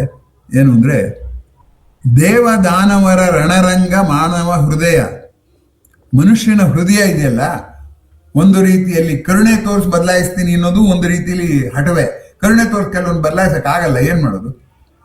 ಕರುಣೆ ಅನ್ನೋದು ಒಂದು ಅಸ್ತ್ರವೇ. ಹಾಗೆ ದಬ್ಬಾಳಿಕೆ ಮಾಡಿ ಬೆದರಿಕೆ ಹಾಕಿ ನಾನು ಕಂಟ್ರೋಲ್ ಮಾಡ್ತೀನಿ ಅನ್ನೋ ಅದು ಒಂದು ಅಸ್ತ್ರವೇ. ಎರಡೂ ಅಸ್ತ್ರಗಳು ವಿರುದ್ಧವಾದ್ದು, ಆದ್ರೆ ಎರಡೂ ಅಸ್ತ್ರಗಳು ಸೋಲುವಂತ ಸಂದರ್ಭಗಳು ಉಂಟು. ಅದಕ್ಕೋಸ್ಕರ ಅವ್ರು ಹೇಳ್ತಾರೆ, ದೇವ ದಾನವರ ರಣರಂಗ ಮಾನವ ಹೃದಯ. ಇಲ್ಲಿ ಗಮನಿಸಿ, ಕರುಣೆಯಿಂದಲೂ ಯುದ್ಧ ಆಗ್ಬೋದು, ಕ್ರೌರ್ಯದಿಂದಲೂ ಯುದ್ಧ ಆಗ್ಬೋದು. ಆಮೇಲೆ ಮುಂದಕ್ಕೆ ಹೇಳ್ತಾರೆ ಅವರು, ಕರುಣೆ ಕ್ರೌರ್ಯ ಎರಡೂ ಬಿಟ್ಟು ಹೋಗ್ಬಿಟ್ಟು ಏನಾಗುತ್ತೆ ಅಂದ್ರೆ, ಭಾವ ರಾಗ ಹಠಂಗಳ ಅವರ ಸೇನೆಗಳು. ಅವ ಯುದ್ಧ ಶುರುವಾದ್ಮೇಲೆ ಈ ಹಠಮಾರ್ತನವೇ ಅವ್ರ ಸೈನ್ಯ ಆಗ್ಬಿಡುತ್ತೆ. ಭೂ ವಿಭವ ವಿಜಯ ವಿಭ್ರಾಂತಿಯಲ್ಲಿ ಮರೆಯುವರು ಭಾವಶಕ್ತಿಯನ್ನವರು ಮಂಕುತಿಮ್ಮ. ಈ ಭೂಮಿನೇ ನಾನು ಗೆದ್ದುಬಿಟ್ಟೆ ಅನ್ನೋ ಭ್ರಮೆಯಲ್ಲಿ ಆ ಭಾವಶಕ್ತಿ, ನ್ಯಾಯ ಅನ್ಯಾಯ, ಕರುಣೆ ಕ್ರೌರ್ಯ ಎಲ್ಲವನ್ನು ಮರೆತು ಬಿಡ್ತಾರೆ. ಗೆದ್ದದ್ದೇ ಒಂದು ಅಮಲು. ಹೇಗೆ ಸುಖದ ಅಮಲಿನಿಂದ ಗೆಲುವಿನ ಅಮಲಿನಲ್ಲಿ ಅವರು ಹೊರಟೋಗ್ತಾರೆ ಅಂತ ಮಂಕುತಿಮ್ಮನ ಕಗ್ಗದಲ್ಲಿ ಪ್ರಸ್ತಾಪ ಇದೆ. ಯುದ್ಧಕ್ಕೆ ಸಂಬಂಧಪಟ್ಟ ಹಾಗೆ ಮಂಕುತಿಮ್ಮನ ಕಗ್ಗದಲ್ಲಿ ಅನೇಕ, ಯಾಕೆ ತೊಂದರೆ ಆಯ್ತು ಇದು ಬಂದ ಯಾಕೆ ಯುದ್ಧಕ್ಕೆ ಸಂಬಂಧಪಟ್ಟ ಹಾಗೆ ಮಂಕುತಿಮ್ಮನ ಕಗ್ಗದಲ್ಲಿ ಅನೇಕ ಪದ್ಯಗಳಿವೆ. ಇದು ಮೃಗಶೇಷವಿರುವನಕ ಜಗಳ ತಪ್ಪದು ಜಗದಿ, ಮನುಷ್ಯನಲ್ಲಿ ಅಡ್ರಿನಲಿನ್ ಪ್ರೊಡ್ಯೂಸ್ ಆಗುತ್ತೆ, ಅದು ಒಂದು ಕಾರಣ ಯುದ್ಧಕ್ಕೆ. ಯಾಕೆಂದ್ರೆ ಈಗ ನಾವು ಸುರಕ್ಷಿತವಾಗಿದ್ದೀವಿ, ಅಡ್ರಿನಲಿನ್ ಬೇಕಿಲ್ಲ, ಆದ್ರೂ ಅಭ್ಯಾಸ ಬಲದ ಮೇಲೆ ನಮ್ಮ ದೇಹದಲ್ಲಿ ಅಡ್ರಿನಲಿನ್ ಪ್ರೊಡ್ಯೂಸ್ ಆಗುತ್ತೆ ಅಂತ ಆ ಥರ ಇದೆ. ಅಂತ ಪದ್ಯಗಳು ಎಲ್ಲವನ್ನೂ ನಾನು ಹೇಳಬೇಕಾಗಿಲ್ಲ, ನಾನು ಪದೇ ಪದೇ ಹೇಳ್ತಿರ್ತೀನಿ ಅಂತ ಅನ್ಕೊಂಡು ಇವತ್ತು ಹೇಳಬಾರ್ದು ಅಂತಿರ್ಲಿಲ್ಲ. ಇದೊಂದು ಪದ್ಯ ಹೇಳಬೇಕು ಅಂತ ಅನ್ಕೊಂಡಿದ್ದೆ. ಆದ್ರಿಂದ ನಮ್ಮೊಳಗಿರುವಂತಹ ಒಂದು ಸೆಡಿಸಮ್ ಅಂದ್ರೆ ಇದು ಕ್ರೌರ್ಯ ಲೋಲುಪತೆಯನ್ನ ಮತ್ತೆ ಇದನ್ನ ನಾವು ಕಡಿಮೆ ಮಾಡಿಕೊಂಡು ಕುಟುಂಬದ ಮಟ್ಟದಲ್ಲಾರು ಕಲಹಗಳು ಯುದ್ಧಗಳು ಆಗದಾಗ ನೋಡ್ಕೊಳ್ಳೋದಕ್ಕೆ ಇದು ಸಹಾಯಕ ಆದೀತು ಅಂತ ಈ ಉಪನ್ಯಾಸ ಮಾಡಿದ್ದೀನಿ ಹೊರತು ಯುದ್ಧ ಮಾಡೋದನ್ನ ತರಬೇತಿ ಕೊಡೋಕ್ಕೋಸ್ಕರ ಮಾಡಿದ ಉಪನ್ಯಾಸ ಇದಲ್ಲ. ಅದರಿಂದ ಮುಂದಿನ ಭಾಗದಲ್ಲಿ ಇನ್ನೂ ಸ್ವಾರಸ್ಯವಾದಂಥದ್ದಿದೆ. ಏನಪ್ಪಾ ಅಂದ್ರೆ ಯುದ್ಧದಿಂದ ಆಗುವ ಸಾಧಕ ಬಾಧಕಗಳು. ಯುದ್ಧದಿಂದ ಆಗುವ ಬಾಧೆಗಳು ನಮ್ಗೆಲ್ಲರಿಗೂ ಚೆನ್ನಾಗಿ ಗೊತ್ತು, ಆದರೆ ಅದನ್ನ ಅನುಕೂಲಗಳೇನು ಬೇಕಾದಷ್ಟು ಯುದ್ಧದ್ದಾಗಿದೆ ಅನ್ನುವಂಥದ್ದನ್ನು ಗೊತ್ತಿಲ್ಲ ನಮ್ಗೆ. ಅದನ್ನ ಹೆಚ್ಚು ಒತ್ತು ಕೊಟ್ಟು ಸಾಧಕವನ್ನೇ ಮೊದಲು ಹೇಳಿ ಬಾಧಕವನ್ನು ಕೊನೆಯಲ್ಲಿ ಹೇಳೋಣ ಅಂತ ಸಮರ ಭಾಗ 3 ಏನಾಗುತ್ತೆ ಅಂದ್ರೆ ಯುದ್ಧದ ಸಾಧಕ ಬಾಧಕಗಳಿಗೆ ನಾನು ಒತ್ತು ಕೊಡ್ತೀನಿ ಅಂತ ಹೇಳ್ತಾ ಭಾಗ 3ರ ಸಿದ್ಧತೆಯನ್ನ ನಾನೀಗ ಮಾಡ್ಕೋತೀನಿ. ಅದರಲ್ಲಿ ತಮ್ಮ ಸಲಹೆಗಳೇನಾದ್ರು ಇದ್ರೂ ಕೊಡಬೇಕು ಅಂತ ತಮ್ಮಲ್ಲಿ ಕೇಳ್ಕೊಂಡು ಗಣೇಶ್ ಹೆಗ್ಡೆ ಅವರು ಹೇಳಿದಾಗ ಇದಕ್ಕೆ ನಿಮ್ಮ ಅಭಿಪ್ರಾಯದ ಮತವನ್ನು ಹಾಕಬೇಕು ಅಂತ ಕೇಳ್ತಾ ಈಗ ಪ್ರಶ್ನೋತ್ತರ ಅವಧಿಗೆ ಅವಕಾಶ ಮಾಡಿಕೊಡ್ತಾ ಇದ್ದೀನಿ. ಮತ್ತೆ ನಿಮ್ಮ ಪ್ರತಿಕ್ರಿಯೆ ಯಾವುದಾದ್ರೂ ನಮಗೆ ಸ್ವಾಗತವೇ. ನಮಸ್ಕಾರ.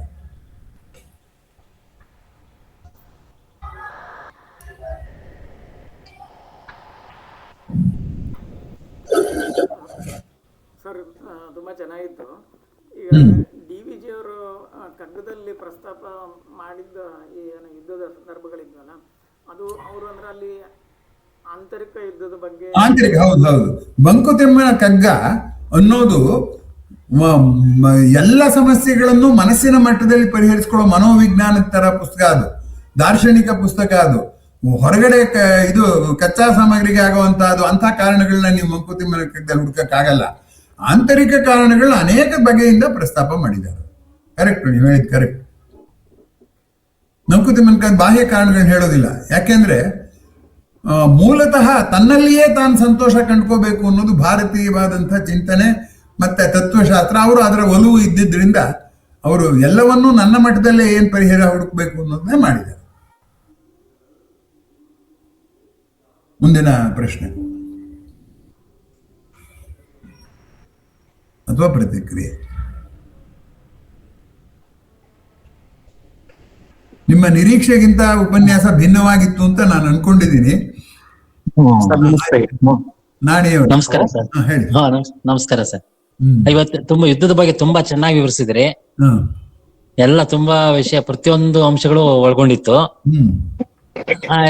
ನನ್ಗೆ ಸುಮ್ನೆ ನನ್ನ ಮನಸ್ಸಿಗೆ ಏನಿಸುತ್ತೆ ಅಂದ್ರೆ, ಎಲ್ಲಾ ದೇಶಗಳು ಅವರಿಗೆ ಬೇಕಾದ ಎಲ್ಲಾ ಸೌಲಭ್ಯಗಳು ಇದ್ದು ಅವರ ಗಡಿಗಳು ಗುರುತಿಸಲ್ಪಟ್ಟಿದ್ದು ಈಗೆಲ್ಲ ಇದ್ರೂನು ಎಲ್ಲ ಅವ್ರವ್ರ ಪಾಡಿಗೆ ಇದ್ರೂನು ಮತ್ತೆ ಈ ದುರಾಸೆಯಿಂದ ಯುದ್ಧ ಮಾಡ್ತಾರಲ್ಲ, ಅದೊಂದು ನನಗೆ ನೀವು ಸಲೀಸಾಗಿ ದುರಾಸೆ ಇಷ್ಟೊತ್ತು ಲೆಕ್ಚರ್ ಕೇಳ್ಬಿಟ್ಟು ದುರಾಸೆ ಅಂತ ಒಂದು ಪದದಲ್ಲಿ ಹೇಳ್ತಿರಲ್ಲ. ಗಡಿಯನ್ನೇ ನಿರ್ಧರಿಸಿರೋದೇ ಸರಿಗಿಲ್ಲ. ಈಗ ನಮ್ಮ ರಾಜ್ಯದಲ್ಲೇ ತಗೊಳ್ಳಿ, ಏನಂದ್ರೆ ಭಾಷಾವಾರು ಪ್ರಾಂತ್ಯ ಅಂತ ಮಾಡಿ ಭಾಷೆಯೇ ವಾರಿಗೆ ಕಾರಣ ಆಯ್ತು. ಹಾಗೆ ಗಡಿಯನ್ನು ತಾನೇ ಹೇಗೆ ನಿರ್ಧಾರ, ಗಡಿ ನಿಸರ್ಗದತ್ತವಾದಲ್ವಲ್ಲ.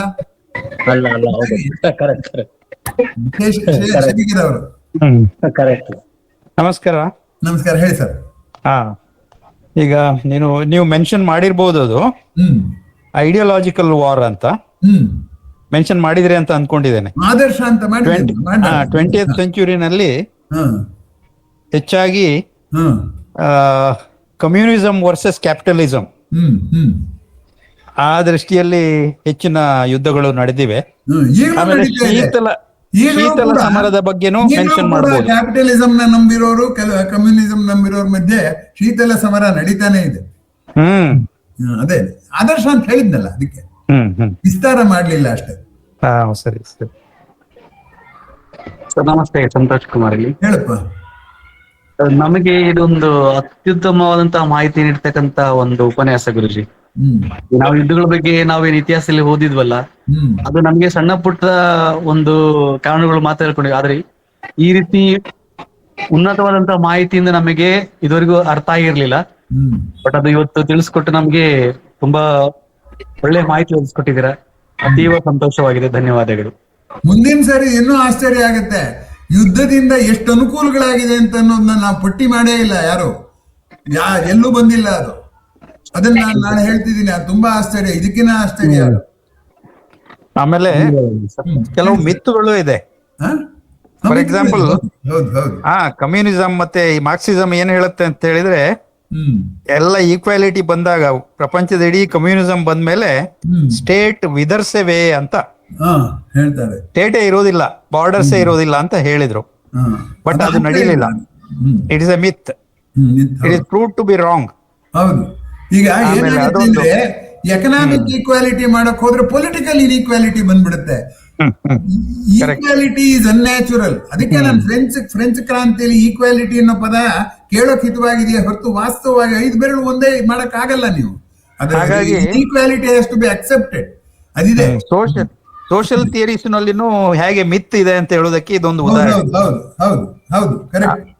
ಆಮೇಲೆ ಇನ್ನೊಂದೇನಂದ್ರೆ, religion is opium of the masses ಅಂತ ಮಾರ್ಕ್ಸ್ ಹೇಳಿದ್ದು. ಆ ಸಲುವಾಗಿ ಕೂಡ ಬಹಳಷ್ಟು ಯುದ್ಧಗಳು ನಡೆದಿವೆ. ಆದ್ರೆ for the sake of religion. ಆದ್ರೆ ಕಾನ್ಫ್ಲಿಕ್ಟ್ ಮಾರ್ಕ್ಸ್ ಕೂಡ ಪೂರ್ಣವಾಗಿ ಅಧ್ಯಯನ ಮಾಡಿರ್ಲಿಲ್ಲ. ಯಾಕೆಂದ್ರೆ ಭಗವದ್ಗೀತೆಯಲ್ಲಿ ಆಪಿಯಂ ತರ ಇಲ್ವೇ ಇಲ್ಲ, ಯುದ್ಧ ಮಾಡುವಂತಲೇ ಅದಿರೋದು. ಆಮೇಲೆ ಇನ್ನೂ ಇದೆ, ನಿಯತಂ ಕುರು ಕರ್ಮತ್ವಂ ಸದೋಷಮಪಿ ನ ತ್ಯಜೇತ್. ದೋಷ ಆದ್ರೂ ಪರವಾಗಿಲ್ಲ, ಸುಮ್ಮನೆ ಇರೋದಕ್ಕೆ you have to do something ಅಂತ. ಇಂಥದೆಲ್ಲ ಅವನು ಓದಿರ್ಲಿಲ್ಲ. ಹಾಗಾಗಿ ಅದು ಓಪಿಎಂಎ ಅಲ್ವೇ ಅನ್ನೋದು ಒಂದು ಡಿಬೇಟ್. ಅದೇ every debate can end up as a war.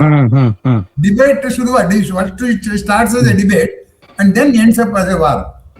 ಈಗ ಮುಂದಿನ ವಾರದ್ದಂತೂ ಕೆಮಿಸ್ಟ್ರಿ ತುಂಬಾ ಬರುತ್ತೆ.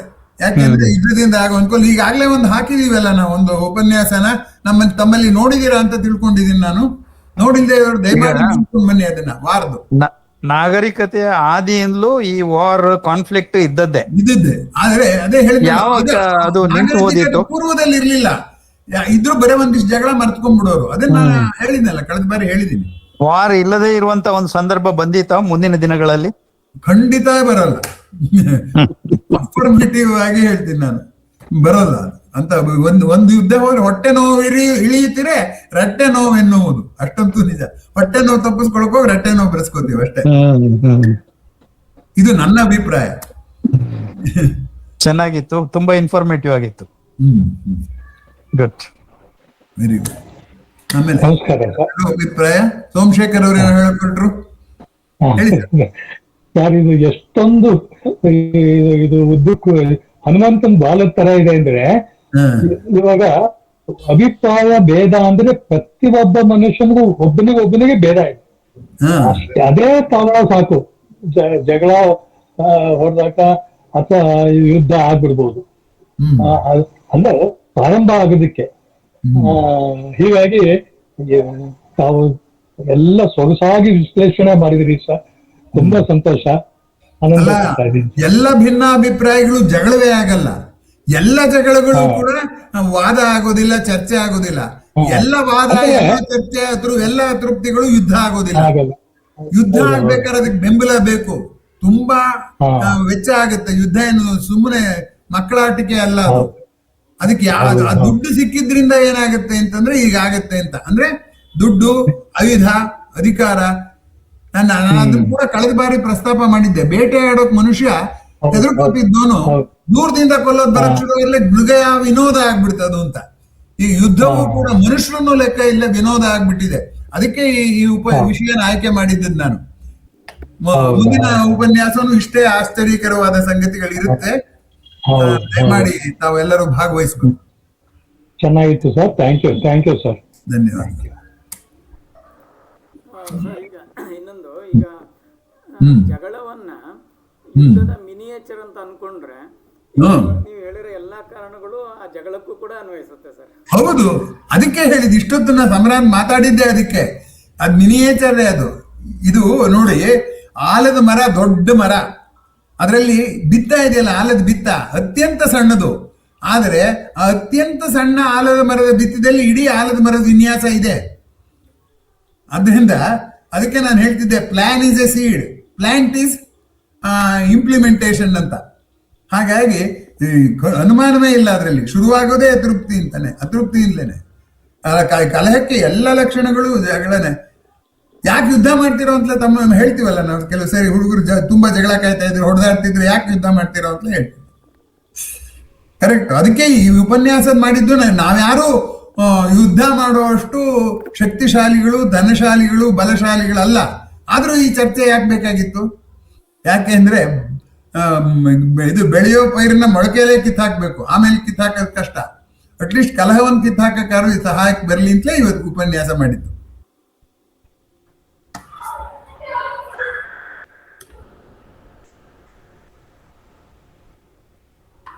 ಹಾ, ಇನ್ನಾರದ್ದು ಪ್ರತಿಕ್ರಿಯೆ?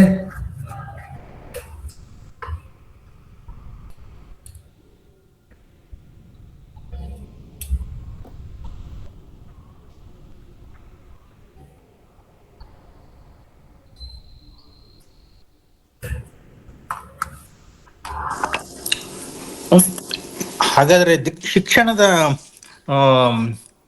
ಪಾತ್ರ ಏನು ಇದರಲ್ಲಿ? ಯುದ್ಧ ಆಗ್ಲಿ, ಇದು ಅಂತಾರಾಷ್ಟ್ರೀಯ ಮಟ್ಟದಲ್ಲಾಗ್ಲಿ, ದೇಶೀಯ ಮಟ್ಟದಲ್ಲಾಗ್ಲಿ ಶಿಕ್ಷಣದ ಪಾತ್ರ ಏನು ಅಂತ ಹೇಳೋದು ತುಂಬಾ ಕಷ್ಟ. ಯಾಕೆ ಅಂತಂದ್ರೆ ಶಿಕ್ಷಣದಲ್ಲಿ ಮನುಷ್ಯ, ನಮ್ಮ ಶಿಕ್ಷಣವೆಲ್ಲ ಎಲ್ಲಿ ಯಾವ್ದ್ರ ಕಡೆಗಿದೆ ಅಂದ್ರೆ ಪ್ರಕೃತಿನ ಅರ್ಥ ಮಾಡ್ಕೋ, ಸಮಾಜನ ಅರ್ಥ ಮಾಡ್ಕೊ ಅಂತಿದೆ ಹೊರತು ನಿನ್ನನ್ನ ನೀನು ಅರ್ಥ ಮಾಡ್ಕೋ ಅಂತ ಅನ್ನೋದು ಇಲ್ವೇ ಇಲ್ಲ. ಇದ್ರ ಬಗ್ಗೆ ನಾನು ಮುಂಚೆ ಹೇಳಿದ್ದೀನಿ, ನಾನು ಮತ್ತೆ ಪುನರಾವರ್ತನೆ ಮಾಡ್ತೀನಿ. ಸಮಾಜದ ಬಗ್ಗೆ ಕುತೂಹಲ ಪಡ್ಕೊಂತ ಸೋಷಿಯಲ್ ಸೈನ್ಸ್ ಮೇಸ್ಟರ್ ಹೇಳ್ತಾರೆ, ಮನುಷ್ಯ ಸ್ವಭಾವದ ಬಗ್ಗೆ ಕುತೂಹಲ ಪಟ್ಕೊಂತ ಭಾಷಾ ಅಧ್ಯಾಪಕರು ಹೇಳ್ತಾರೆ, ಪ್ರಕೃತಿ ಬಗ್ಗೆ ಕುತೂಹಲ ಪಟ್ಕೊಂತ ವಿಜ್ಞಾನದ ಅಧ್ಯಾಪಕರು ಹೇಳ್ತಾರೆ. ನಿನ್ನ ಬಗ್ಗೆನೇ ಕುತೂಹಲ ಪಟ್ಕೋ, ನೀನ್ ಯಾಕೆ ಹೀಗೆ ಬರ್ತೀನಿ ಅಂತ ನಿನ್ನನ್ನೇ ನೀನ್ ವಿಶ್ಲೇಷಣೆ ಮಾಡ್ಕೋ, ಸ್ವವಿಶ್ಲೇಷಣೆ ಮಾಡ್ಕೋ ಅನ್ನೋಂಥದ್ದಿಲ್ಲ. ಎಜುಕೇಶನ್ ಇಂದ ಅದು ಪೂರ್ತಿ ತೆಗೆದು ಬಿಟ್ಟಿದೀವಿ ನಾವು. ಆದ್ರಿಂದ ಇಲ್ಲಿ ಶಿಕ್ಷಣ ಸುಮ್ಮನೆ ಅದೇ ನೀತಿ ತರಗತಿಲಿ ಒಂದು ನೀತಿ ಕತೆ ಹೇಳೋದು ಅಥವಾ ಯಾರು ಒಳ್ಳೆ ನಡತೆ ಮಾಡಿದೊಂದು ಬೆಂತಟ್ಟೋದು ಮಾಡಬಹುದೇ ಹೊರತು ಅದರ ಆಚೆಗೆ ಮನುಷ್ಯನ ಸ್ವಭಾವವನ್ನು ರೂಪಿಸುವಂತಹ ವಿದ್ಯಾಭ್ಯಾಸ ಇಲ್ಲ. ಮನೋವಿಜ್ಞಾನದ ತರಗತಿಯಲ್ಲಿ ಕೂಡ ಮನುಷ್ಯರ ಸಾಮಾನ್ಯ ವರ್ತನೆಯನ್ನು ಕುರಿತು ಚರ್ಚೆ ಇರುತ್ತೆ ಹೊರತು ಸ್ಪೆಸಿಫಿಕ್ ಆಗಿ ನನ್ನ ಆಸೆಯನ್ನು ನಾನು ಗೆಲ್ಲೋದು ಹೇಗೆ ಅಂತ ಮನಃಶಾಸ್ತ್ರದ ತರಗತಿಗಳಲ್ಲಿ ಕೂಡ ಹೇಳ್ಕೊಡೋದಿಲ್ಲ. ಇದು ನನ್ನ ಅಭಿಪ್ರಾಯ. ಓಕೆ, ನಾನು ಸ್ವಲ್ಪ ತಡವಾಗಿ ಬಂದೆ, ಅದರಿಂದ ತೊಂದರೆ ಇಲ್ಲ ಸರ್. ಅದೇನ್ ತಡವಾಗಿ ಬಂದ್ರೆ ನಮ್ಗೆ ಒಂದೇ ಸಮಸ್ಯೆ, ಅದು ಟನ್ ಟನ್ ಅಂತ ಬರುತ್ತಲ್ಲ, ಇದು ರೆಕಾರ್ಡ್ ಮಾಡ್ತಾರಲ್ಲ, ಹಾಕ್ತಾರಲ್ಲ, ಅವಾಗ ಆ ಶಬ್ದ ಬರುತ್ತೆ. ಅದಕ್ಕೆ ಸ್ವಲ್ಪ ಸಕಾಲಕ್ಕೆ ಬನ್ನಿ ಅಂತ ಹೇಳುವಂಥದ್ದು ಅಷ್ಟೇ, ಪರವಾಗಿಲ್ಲ ಬಿಡಿ. ಮುಂದಿನ ಸರಿ ವಾರನ ನೋಡ್ಕೊಂಡ್ ಬಂದ್ರೆ ಅನುಕೂಲ ಆಗುತ್ತೆ. ಇದನ್ನ ಈ ಉಪನ್ಯಾಸ ಅಲ್ದಿದ್ರು, ಕಾರಣದಲ್ದಿದ್ರು ಅದನ್ನು ನೋಡ್ಕೊಂಡ್ ಬಂದ್ರೆ ಅನುಕೂಲ ಆಗುತ್ತೆ. ಕೆಮಿಸ್ಟ್ರಿ ಅಂಡ್ ವಾರ್ ಅಂತ ಹಾಕಿದೆ ನಮ್ಮ ಗುಂಪಲ್ಲಿ.